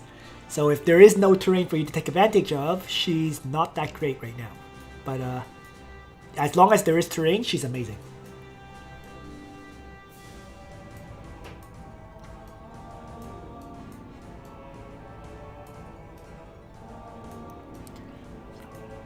Jump back into one more Zerida fight. I think this one was interesting not because of my party, but because of my opponent's party. Yes. So, the TheUltimateReaper, he runs a very Yeless heavy party. Look at this. There is Landius, there is Sigma, there is Brenda as well, and Angelina. So that's four Yeless heroes, and Brenda, Angelina, and Sigma are actually the single target strike characters of Yeless Legends. Oh, of course, there's also Rachel, right? No one ever... I mean, if you play Yeless, you better have a 6-star Rachel.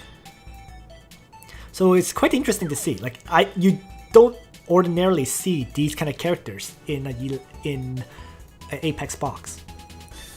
Other than that, it's fairly typical, right? A lot of mythical characters with Juggler, Reen, Ariane Rod. Some time and space too with Sakura and Iris. And then Liana, Absoul, Tiaris, and Akaya rounded out. He is kind of missing a faction buff for a lot of those characters though, so it is kind of weird. So, his first ban of my characters was Hobo of all characters, and I just get rid of his Akaya and play Ledin. So Alustriel and Yulia are banned, right? I actually don't get to play Alustriel very often, to be fair. And he plays Landius. So I get rid of Angelina and Juggler, playing Zerida. Hiei and Ares are now banned, and he plays Sigma. So Reen, Liana banned. I play Liana. He bans my Juggler and SP Freya, playing Iris. I get rid of Tiaris now and Brenda, right? Single target strikers, playing Waller. He gets rid of my SP Elwyn and Akaya at this point, and plays Rachel. So I have the choice between Dietlet and Rosenseal. So I get rid of his Absoul and Ariane Rod, leaving him just Dietlet or Sakura, and I play Rosenseal while he plays Sakura. I was actually surprised by that because Rosenseal, my thought was Rosenseal pretty much counters Sakura, but then there's also Runic Void from Rachel, so he is applying a lot of debuffs on me.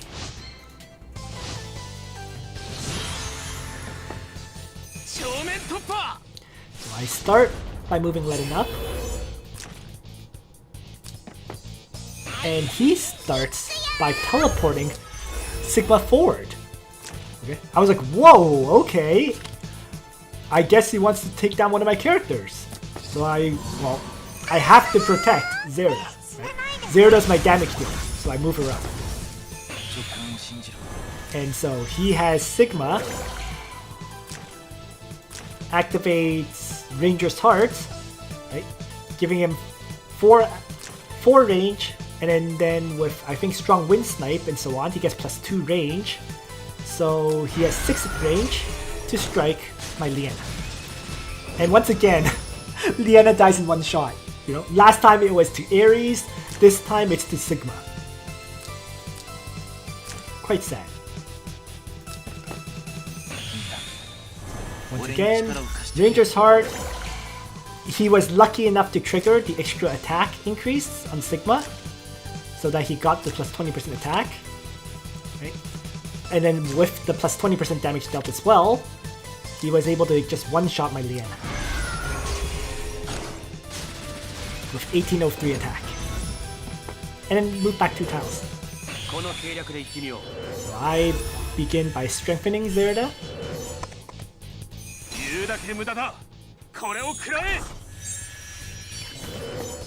Elwyn, nice.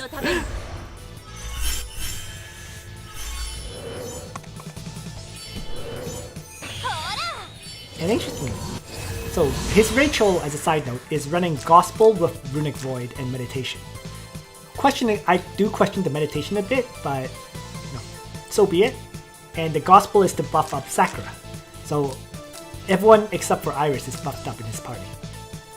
Well, first let's have my Zerida assassinate the enemy Sigma, retreat back 3 tiles into Leden's guard range. And he launches out Runic Void, but it only just hits Zerida. So my other characters are all safe from it. So I just trigger Crystal Ward to add as many, protection stacks as possible.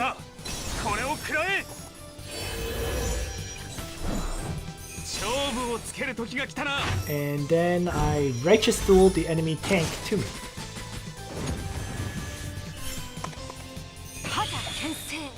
He launches out Hakarorin. Doesn't apply any debuffs. And I decided to have Waller range attack rather than high stakes there. So my thought was, if I activated high stakes, his second AoE, Sakura Rising, would kill off my Waller. So I can't afford to do so yet.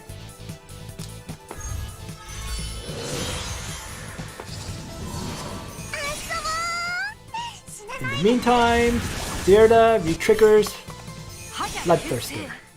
And there is the Sakura Rising AoE. But it doesn't do enough to kill. What I said about surviving that second AoE. Did apply some debuffs though.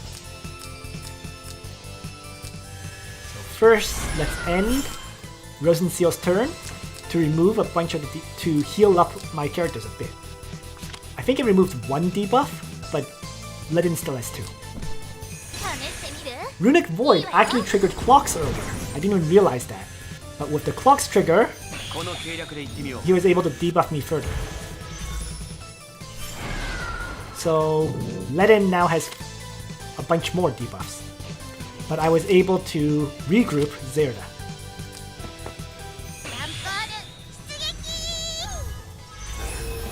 So Zerida will quickly assassinate Rachel. And then Leden manages to tank the hit from Landius and take him down. So that was also I triggered Bloodline and Thorns. So the double trigger caused Landius to just rip himself apart. That was a very, very clutch double trigger, I have to say. But with that, Leden could now attack and finish off Landius. In hindsight, looking at this now, I should have had Waller high stakes. I really should. Right? After he launched out that AoE, I should have high stakes here. Rather than killing Rachel, I should have high stakes to make sure all my characters will live. And then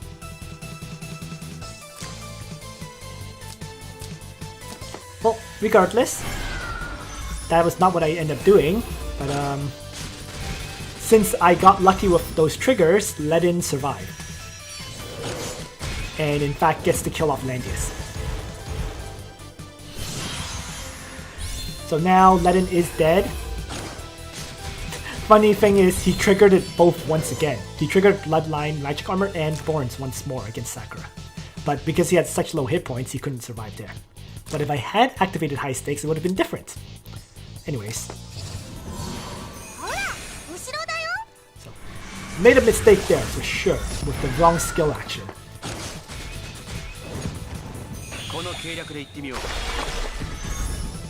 But it is now Rosenseal and Zerida against Sakura and Iris.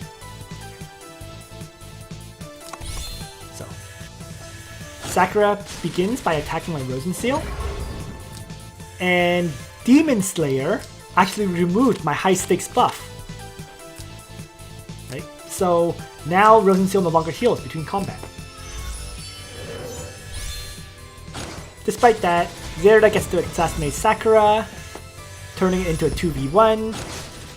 Iris, while she kills off Rosenseal, I can simply have my Zerida kill off Iris, ending the fight.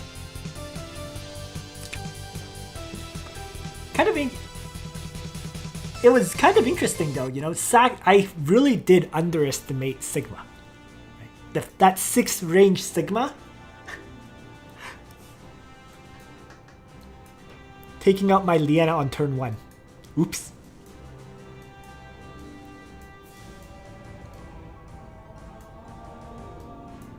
So there's 1, 2, 3, 4 more battles to go through.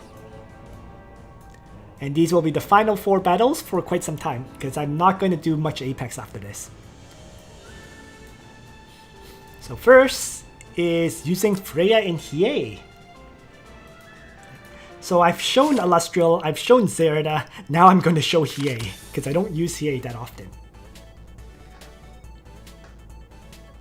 So, Gaebolg's side is using Alustriel. Oh wait, I think he's using Alustriel against me. We'll see. He has Alustriel, Sigma, Brenda, Rainforce, another Yeless heavy box, Hobo, and Landius. This one's much more better balanced than the other boxes we've seen, because they're mostly, his characters are mostly faction buffed, right? Zerida can buff up Omega, right? Liana and Wilder are here, Deedlit is here, Elwyn is here, buffing himself, Imelda is here for extra mobility. So it's primarily Yeless with a mix of extra assassins and, you know, meta heroes. But overall, this whole box is single target oriented. So it's one of those properly designed boxes. As opposed to having some AoEs and some single targets, this is a well-designed box overall.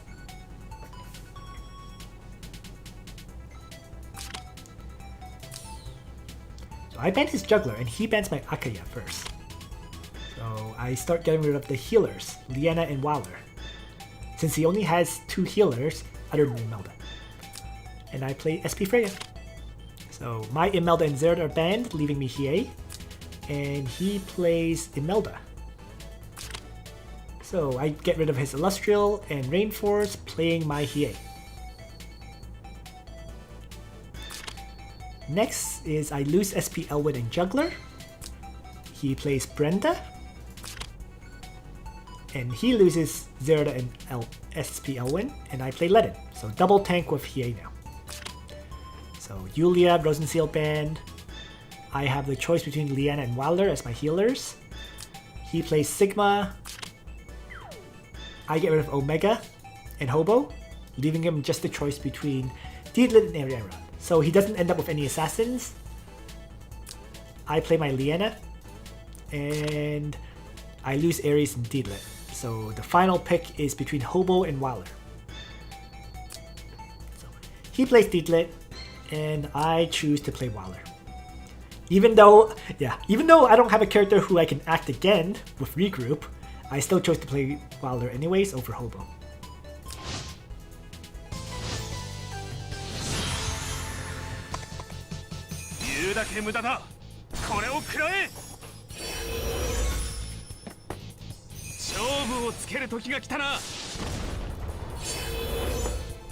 So this is the usual initial setup and, you know, getting everybody ready and so on and so forth. I have actually been finding it very interesting that I'm seeing so many more Sigmas now. Especially without SP Sigma being out yet. This is where it got very interesting, and I didn't expect this. First of all, he used Queen's Whip on Brenda, okay? Brenda gets Paragon of Elegance when she takes damage, I guess. Right? Passive. When taking AoE damage, you gain stacks of the Paragon of Elegance talent. And when you have 3 of them, I guess, you're supposed to be able to act again.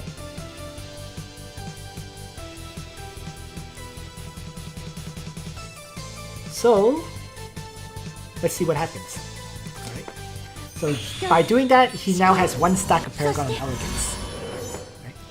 Brenda runs up, uses Enchanting Shadow, attacks, gets a Paragon of Elegance stack, kills off my Lennon for the first time, and actually triggered Paragon of Elegance right away. I'm not sure how she got the 3rd stack. Was it because of her exclusive helmet? But she somehow did get a 3rd stack right on turn 1. So that was really, really interesting to me. Like I was so surprised, frankly. Even now, I'm not entirely sure how she got it. Maybe someone will be able to explain in the comments later, but I'm not sure how she got 3 stacks of Paragon of Elegance. Right?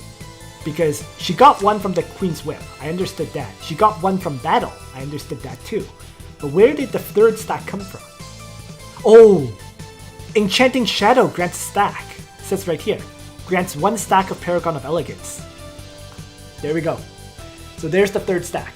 So with 3 stacks of Paragon of Elegance, right away she can act again and attack a 2nd time. So just like that, Lennon is dead. And she gets to retreat back.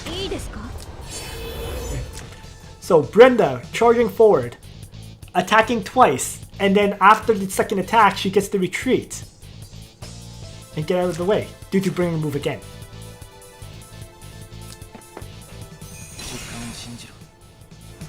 Just like that, 1 tank down in a single turn.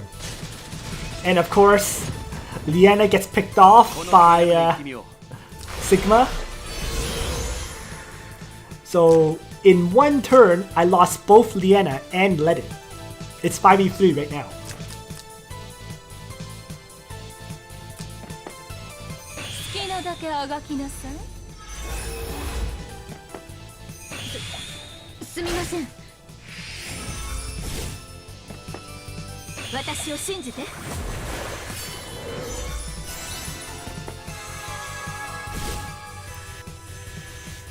Here comes the Deeplet Strike on Freya. Not doing all that much to her. And I begin with Hiei. Dragon of Darkness Flame. And then single target hits on SP Sigma to take him down. Brenda comes moving in. It doesn't do quite enough damage to kill me off. And actually dies to Freya. Let's show that one more time. So, Hiei was able to kill off Sigma. And then Brenda, Thorns triggered, and due to the combination of Thorns and the fixed damage I do, Brenda died. So suddenly, after that first turn, it's 3v3. Freya, if Freya has something like Desperate Prayer or Tiara's Healing Light or something similar, she is surprisingly tanky. So I was suddenly able to recover. Just like that.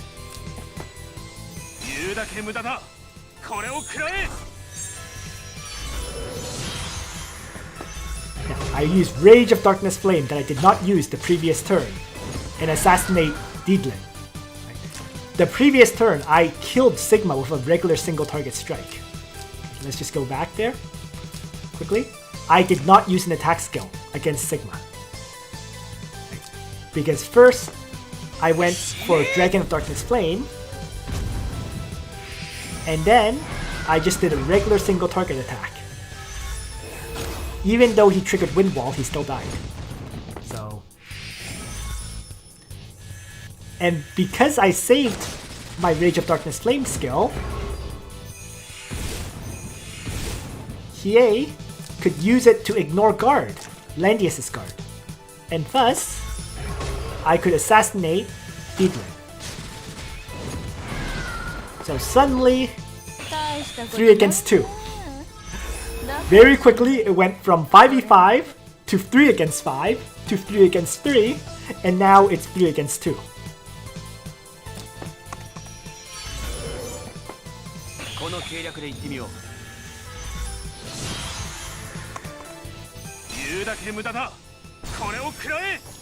And my goal here is simple: wait and buy time while Hiei comes out of his knocked out state. Whenever he attacks, he's taking so much damage from the fixed damage from Freya. So he's not really attacking. Or he is attacking, then he has the mass heal.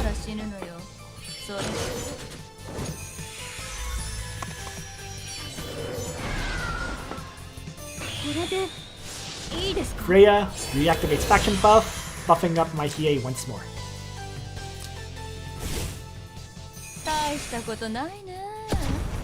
Now, this was an interesting one. Very interesting one, okay? Freya does damage to enemies when they do damage within 2 blocks of her, right? Before enemies within 2 blocks deal damage, you have a 100% chance of dealing damage to the enemies. Because Imelda's Queen's Whip does damage, she takes that fixed damage anyways. Just a little unique point. I mean, it doesn't really affect this battle, but I just wanted to mention it because it's pretty unique to see.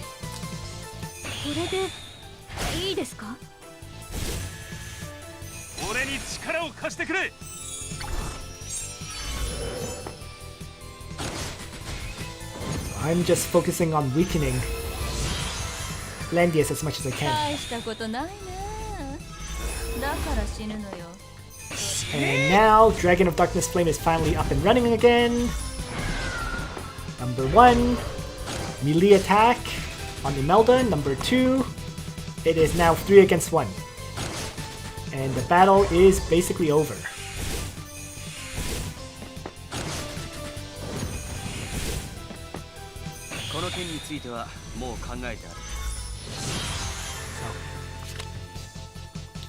Basically, this was just Hiei showing off, literally.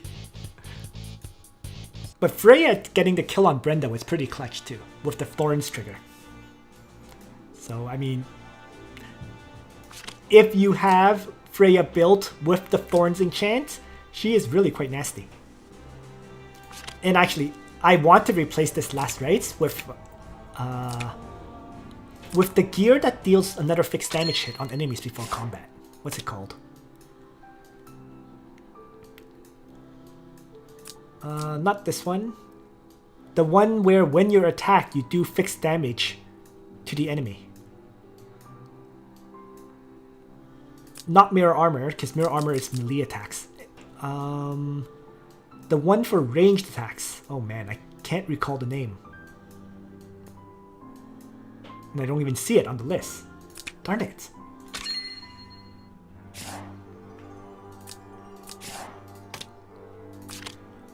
Because Last Rites really never triggers for me. This one, no, not, I mean, this is one version of it, the Kagekidan uniform.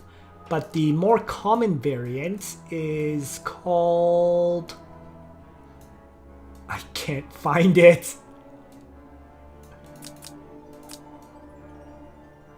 Do I not have one built? This is crazy. This one? No, that's when attacking. Arcane Battle Garb is for when you attack. I'm looking for the one that gives you the stats when you defend. And it's like blue colored. Here it is. Cloak of Defiance. I do have one, yeah. There we go. Cloak of Defiance. That's what it's called. Right. But in order to use it, I need a better enchant. Not one that gives defense and magic defense, but one that gives hit points. So, gonna be busy re-rolling this until I get one that's usable. Something like this. Defense and hit points. Ideally, it would be defense, hit points, and magic defense, but I'll settle for defense and hit points. Yeah, that was the exact same as me. I remember what it looked like, but I could not remember what it was called. Cloak of Defiance, that was it. So I'm basically waiting for more scrolls to reroll for Thorns. Actually, a lot of my heroes are works in progress like this. I'm re-rolling for Thorns enchants for my tanks so that they're PvP ready. It's very, I have to say, both Ledin and Freya are very finicky to use because you have to build them a Thorn set of gear, which means you need a lot of scrolls. And you probably don't have a lot of scrolls unless you're very high ranked in Langrisser Mobile in the Apex Arena. So it's kind of like a catch-22. In order to use them, you need scrolls. In order to get, like, it's weird. Or you just get lucky.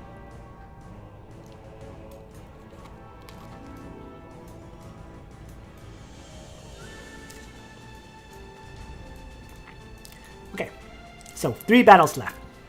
Let's show off the Akaya rush. Just because Akaya is always fun to show.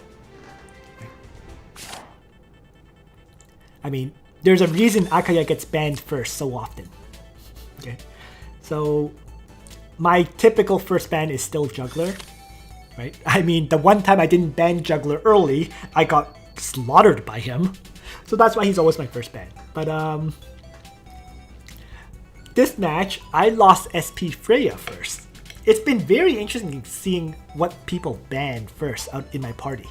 I'm seeing all sorts of bans.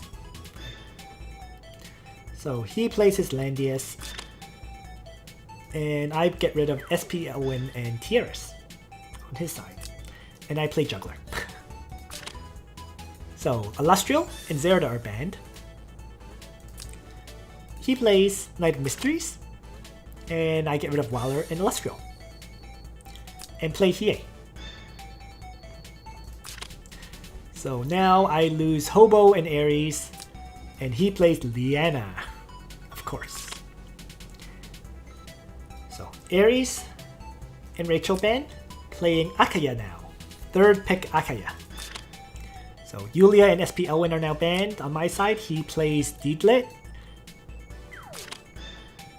I get rid of his Yulia and Ledin. So he has the choice between Rosenseal and Zerida. I play Ledin. And he gets rid of my Liana and Deedlit, playing Rosenseal, and that leaves me Rosenseal and Waller. So I end up picking Waller.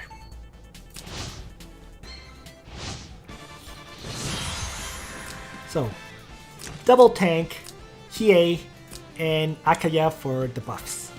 Also, I have Waller bringing mass attack to regroup in high stakes. The whole point of mass attack is because the Akaya buffs only last 2 turns, I thought that after that I would need mass attack to buff up my Hiei. Probably was unnecessary, but that's what I brought. So he is holding back, totally staying back, because he knows with my Akaya triggering Wild Power, Hiei can move 5 tiles, AoE, then move 6 more. Right? So he's just hanging way back, avoiding my Hiei.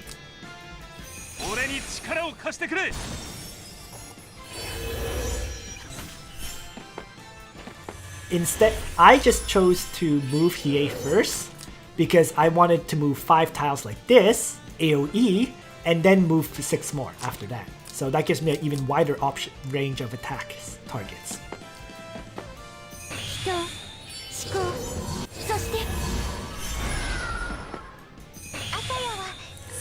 There is the blood of the Shika now.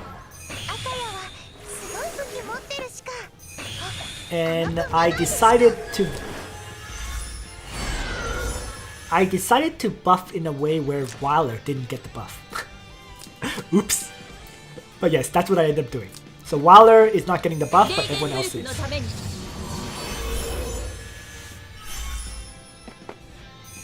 And Wyler will instead trigger high stakes.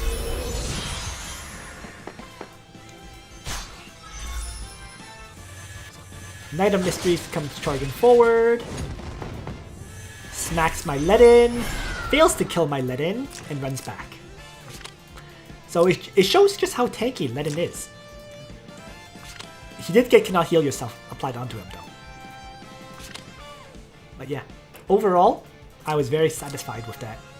And side note, the Redeemers are bugged too right now, right?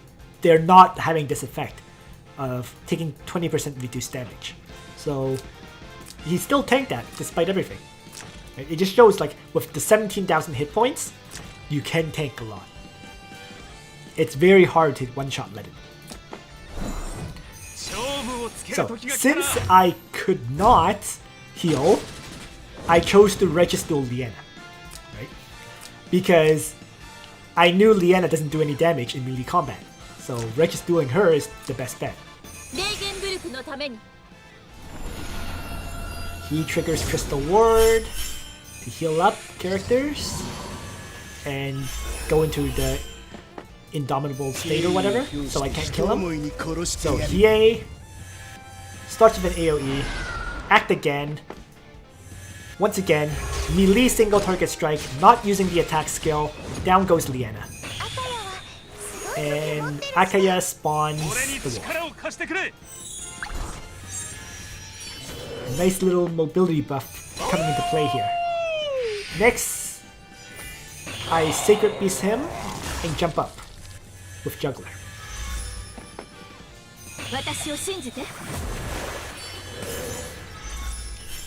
Deedlit responds by taking down my Akaya.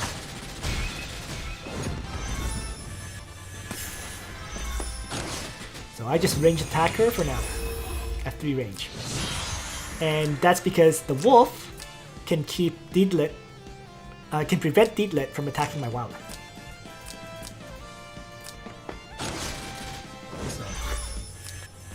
This was actually kind of funny, but Deedlit, being infantry class, could not kill my Wolf Soul that had 12,000 hit points. Right? So since he did that, I have Hiei use the attack skill now and strike Knight of Mysteries. Surprisingly, I did not crit hit. So because I didn't crit hit, Knight of Mysteries did not take fixed damage, and so she lived. So that was a little bit annoying. I have 528 skill. It's very close to a guaranteed crit hit. But due to not getting a crit hit here, she survives. Oh, I think part of it was reduced by Landius, right? Landius has a 30% chance of crit hit reduction, so that's why. But still, unfortunate RNG.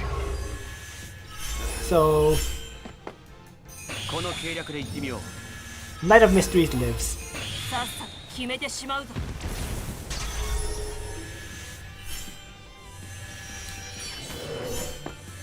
And now, what I do there is first, I have Let-In, who has Regis-Duel, move up.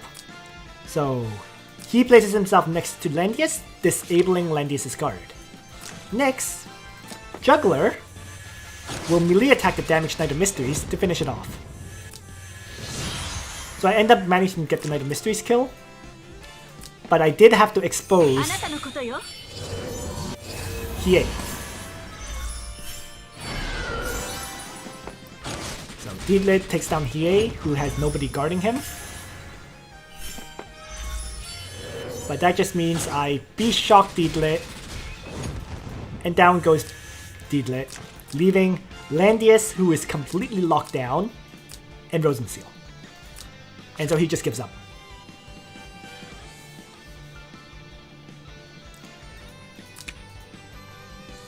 By locking down Landius where he is, I basically was going to force him into poison. And so he knew that and he gave up. Yeah, I don't even know how I got 78 battles, honestly. I played way too much recently. I've been totally procrastinating. Instead of focusing on work, I've been playing games on weekends.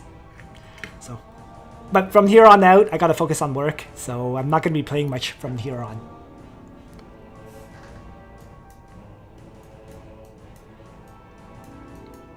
So yeah, Akaya assaults with Juggler and so on, they're really, really nasty. You just lock the enemy down in poison and whatnot.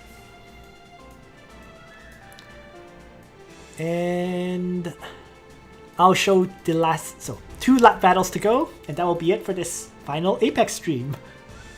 First, this Emerick loss. I lost to Emerick. Yes, I lost to Emerick.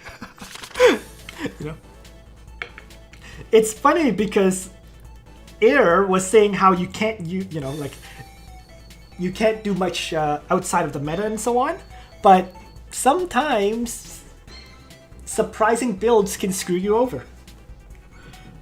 And to be fair though, I actually didn't lose to Emerick in this fight. I actually lost to Alustriel, but Emerick was picked, so go figure, right? MyYouthIsBack. I think he's just playing around with all sorts of things. You know?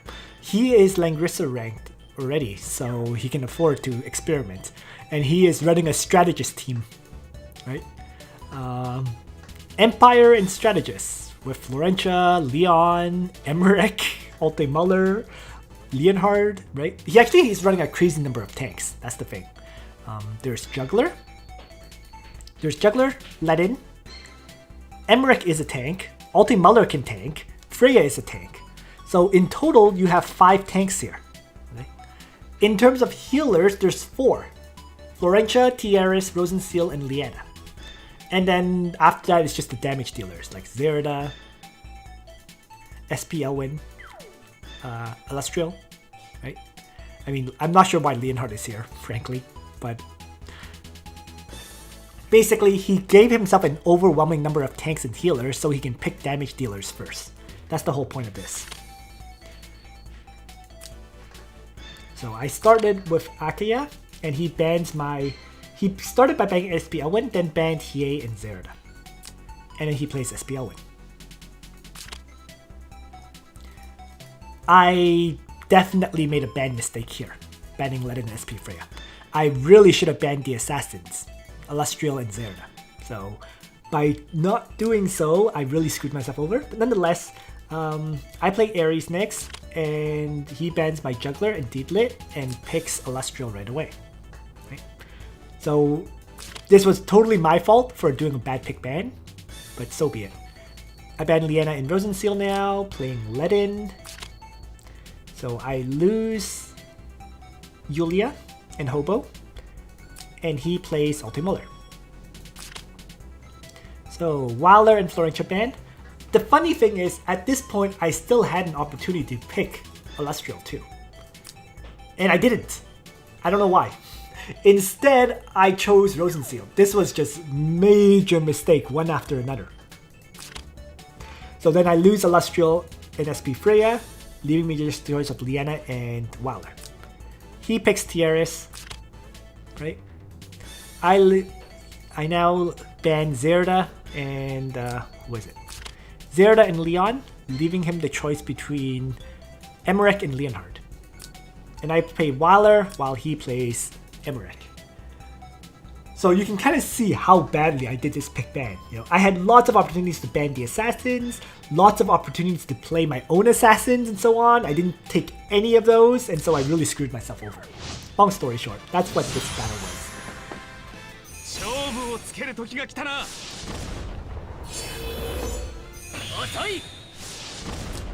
See, I also, to be fair, I also got confused. I forgot that there were a lot of wall tiles here, so that Alustriel can place herself up here and then maneuver like crazy.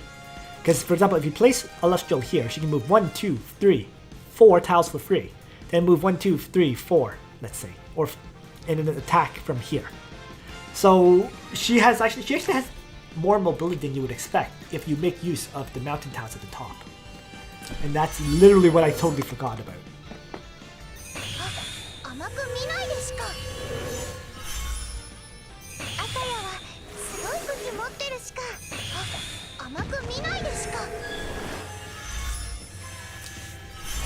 And the other aspect of all this is that I messed up. I realized afterwards that Ares cannot kill Alustriel when she has last rites.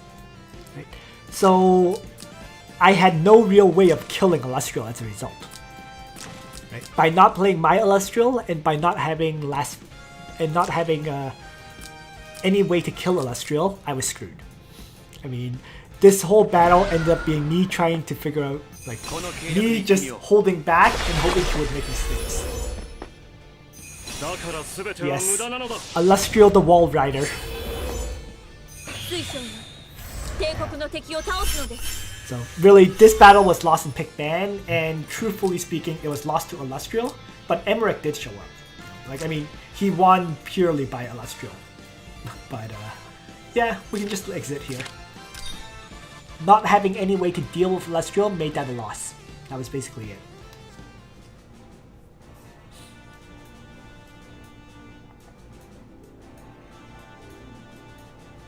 And then we're on the fiery final battle to cover. So this battle is actually a really, really crazy game against ThatsMyPizza. It was a lot of fun, actually.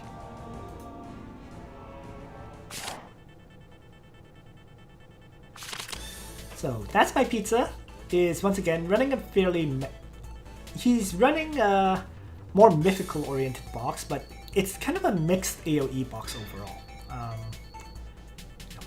Ares, Reen, Rachel, I mean, it's a wide mix of factions, and that's why he has Sophia as a healer, right?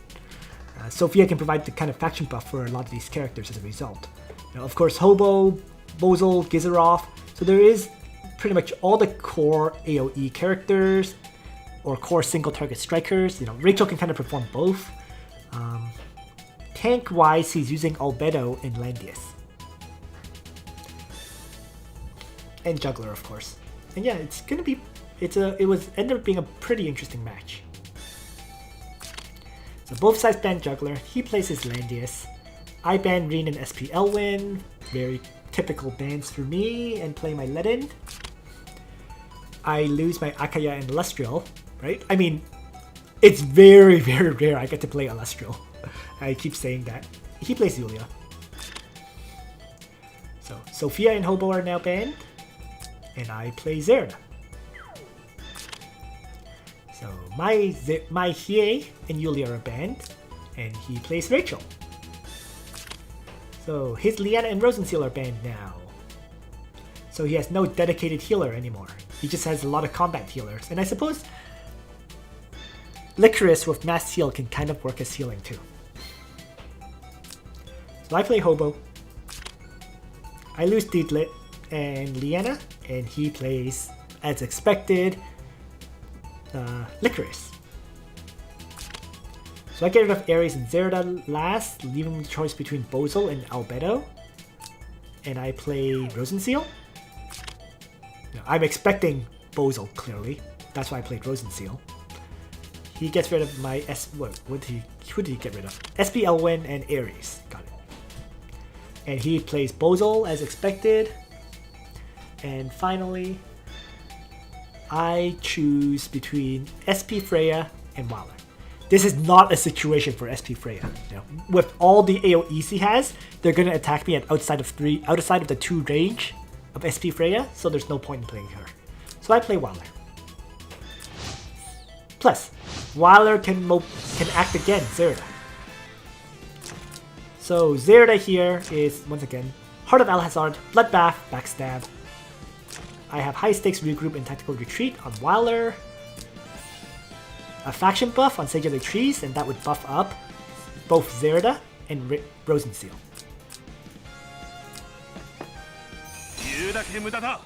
これを食らえ。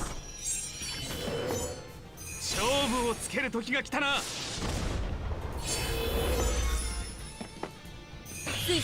So I start with the usual Mass Crystal healing. Unfortunate that mobility buff hit Wilder. Ideally, mobility buffs would always hit Zerida, right? And next is a faction buff from Hobo.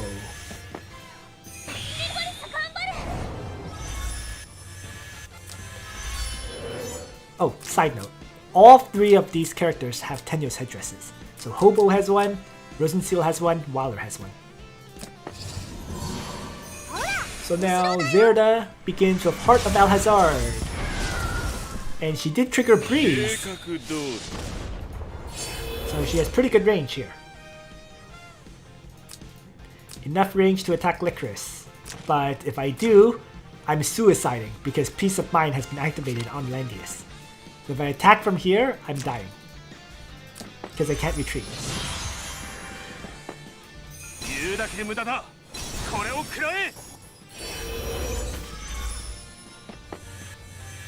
So I ended Wilder's turn in hopes of getting a mobility buff. Didn't happen. He got a mobility buff on Licorice though. Plus 3 mobility. So I do some knockback. And then I tried Righteous Dueling the enemy Landius to me. Yulia strikes, but does not kill. The flip side though is I took a ton of damage while Landius was healed to nearly full. So his terrain replacement by Licorice allowed this to happen. Yulia to get into range to attack and so on.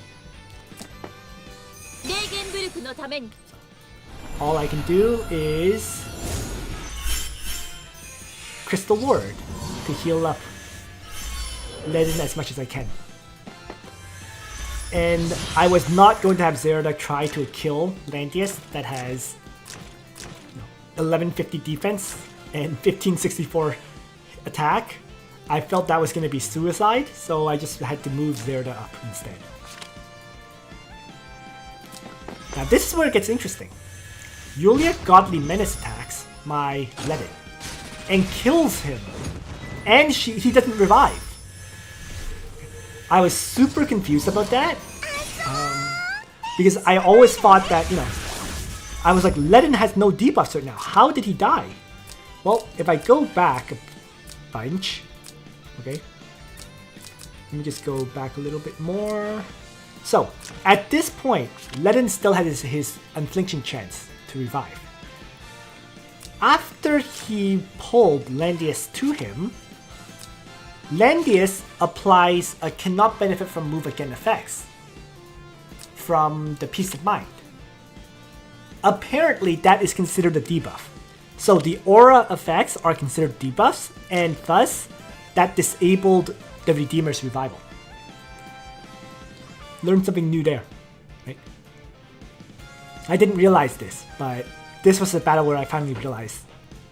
Because it's when the unit has no debuffs, right, you have a chance to revive. But apparently aura effects are considered debuffs. So if you have an aura effect, you lose that revival chance. So that's why my Ledin died to Yulia.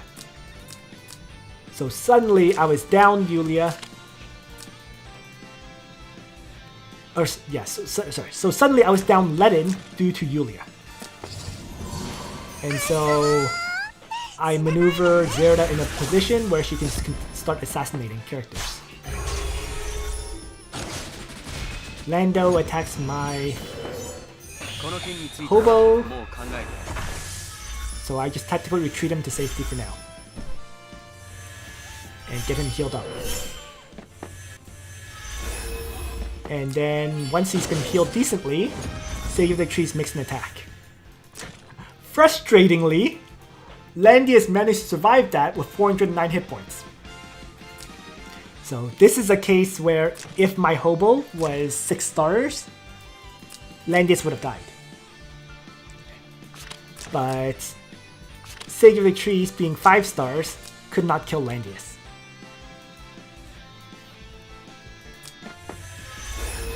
And what ThatsMyPizza has been doing is positioning his characters so that Zerida can't attack them. See, everyone is out of range. Just by 1 tile, but everyone is out of range.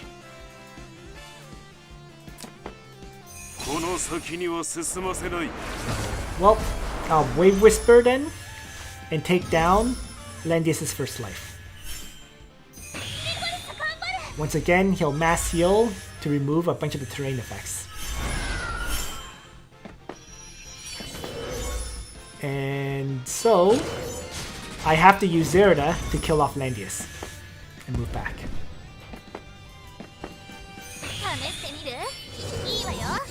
So I did get Landius.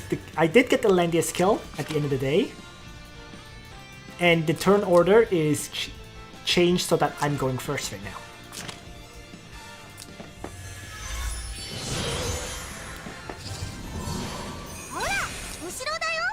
So what ThatsMyPizza did just now was move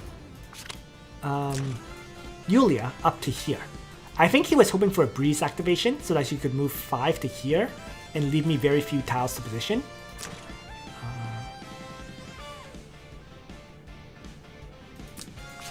I'm actually not quite sure why he moved up to there, to be honest. If he had placed, let's say, here, he could have moved to attack my Sage of the Trees, for example. So, I'm not entirely sure, but he starts with Runic Void after I Bloodthirsted Zerida. And then I Wave Whisper a second time to knock the enemies back and apply some more terrain effects.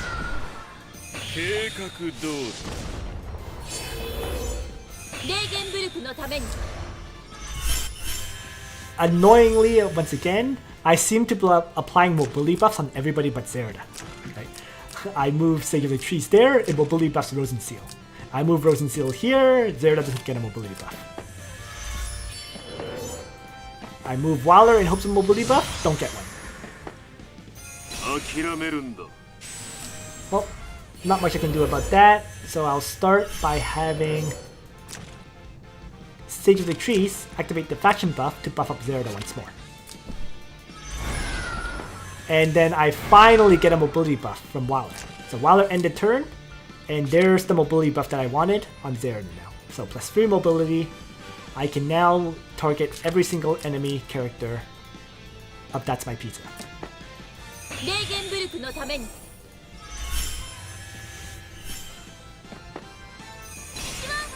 And he starts with Dark Despair.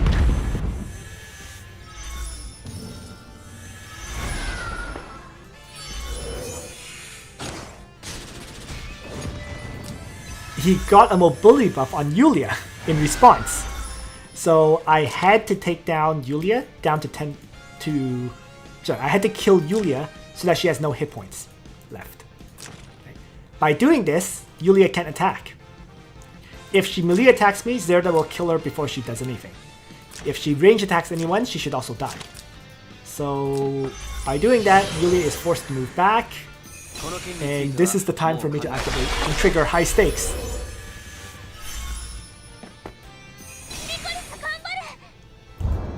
Dark Despair is used, taking out Waller. Right. So Yulia got some healing, but she is at 46% hit points, way below what she should be.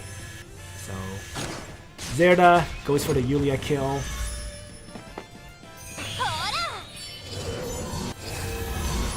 And now I do have high stakes, so none of them should be able to one-shot my Zerida due to that.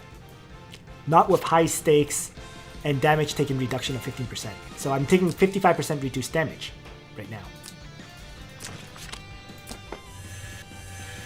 Next, Sage of the Trees does a melee attack on Licorice.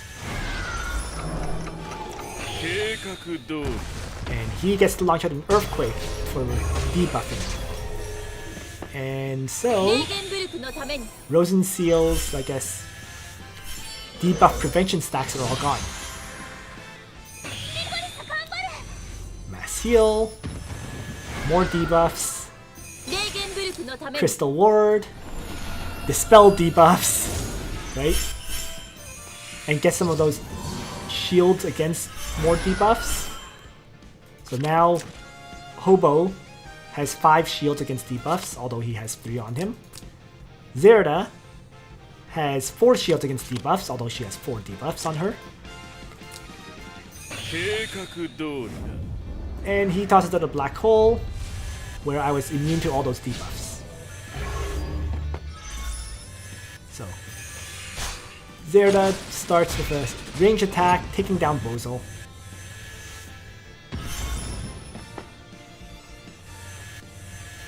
And then healing up to full hit points from having high stakes meant that Zerida could not be killed.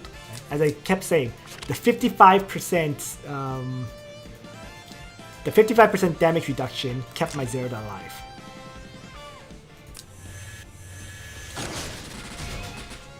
Let's melee attack and heal a bunch.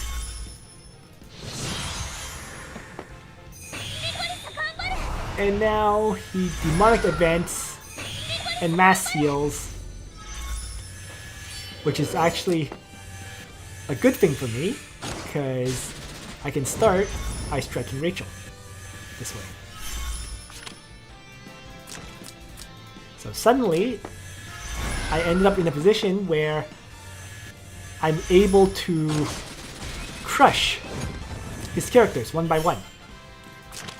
Now, to be fair, I definitely got lucky in these rounds, right? If he managed to apply cannot be healed debuffs on my characters, I would have been in serious trouble. But the debuffs that I got were, defense reduction, cannot use active skills, damage decrease, and magic defense reduction, or defense reduction, attack and int reduction, cannot use active skills, and the poison. So if any of those debuffs had ended up being cannot be healed, I was screwed. But since the first set of debuffs, none of them were cannot be healed, after that, I was not receiving any more debuffs, and thus I managed to get out of this alive. RNG definitely kicked in big time in this fight, but that's how it goes. Sometimes you do get lucky. But overall, it was a very, very interesting battle. Like, I really did think. I mean, I knew Zerida would have a great time fighting against all of these ranged characters, but I thought I would not. I didn't think I would be able to pull a comeback like this, where Zerida just killed them off one after another. And that will be it. In some ways, I have to admit, I'm kind of torn about whether to keep Wilder in my box or not, because there's been so many battles where Wilder's high stakes has saved me. Alright, so those are all the battles I've played. As I mentioned, I'm not going to be playing Apex for quite some time now. So, thank you all for watching. I hope you guys enjoyed this stream. And yeah, Tornado, yeah. It's interesting. That talent auras are now considered debuffs. That's definitely something they patched in. So it's good to know. Because auras were definitely not debuffs in the past.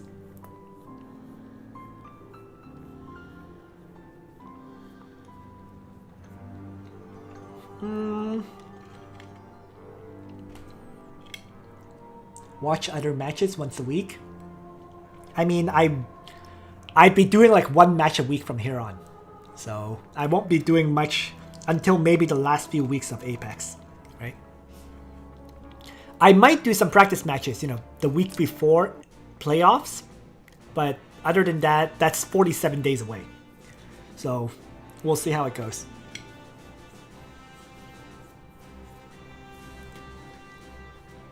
I'm probably going to adjust my box a bit, but we'll see. I'm considering moving Landius in, right? What's been happening is, yeah. What's been happening is I realized that most people first ban my juggler. And then at that point, I'm forced to pick a tank, right? Because I have to pick between iAden or Freya. And if I have to pick between iAden or Freya, then I'm going to lose assassins or whatever. So we'll see whether I move, let's say, iAden in or not. I guess that's why some people run 4 tanks or whatever. 4 tanks, 3 healers, you know, that kind of stuff. But I'm not entirely convinced. After all, I have been swapping between Hiei, Alustriel, and Zerida, and I've been able to use all 3 successfully.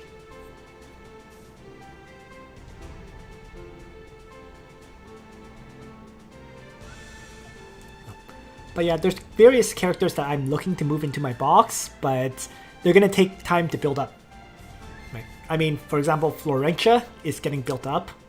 She's currently at 5 stars, but I don't plan to really use her until she's at 6 stars. The next week's banner, I'm going to build up those heroes for sure, but we'll see how they work when I get them to like 5 stars or whatever, which will be near the end of the season. Okay, so that is it for this stream. Once again, thank you all for coming, and I'll see you all maybe some other time. Bye everyone!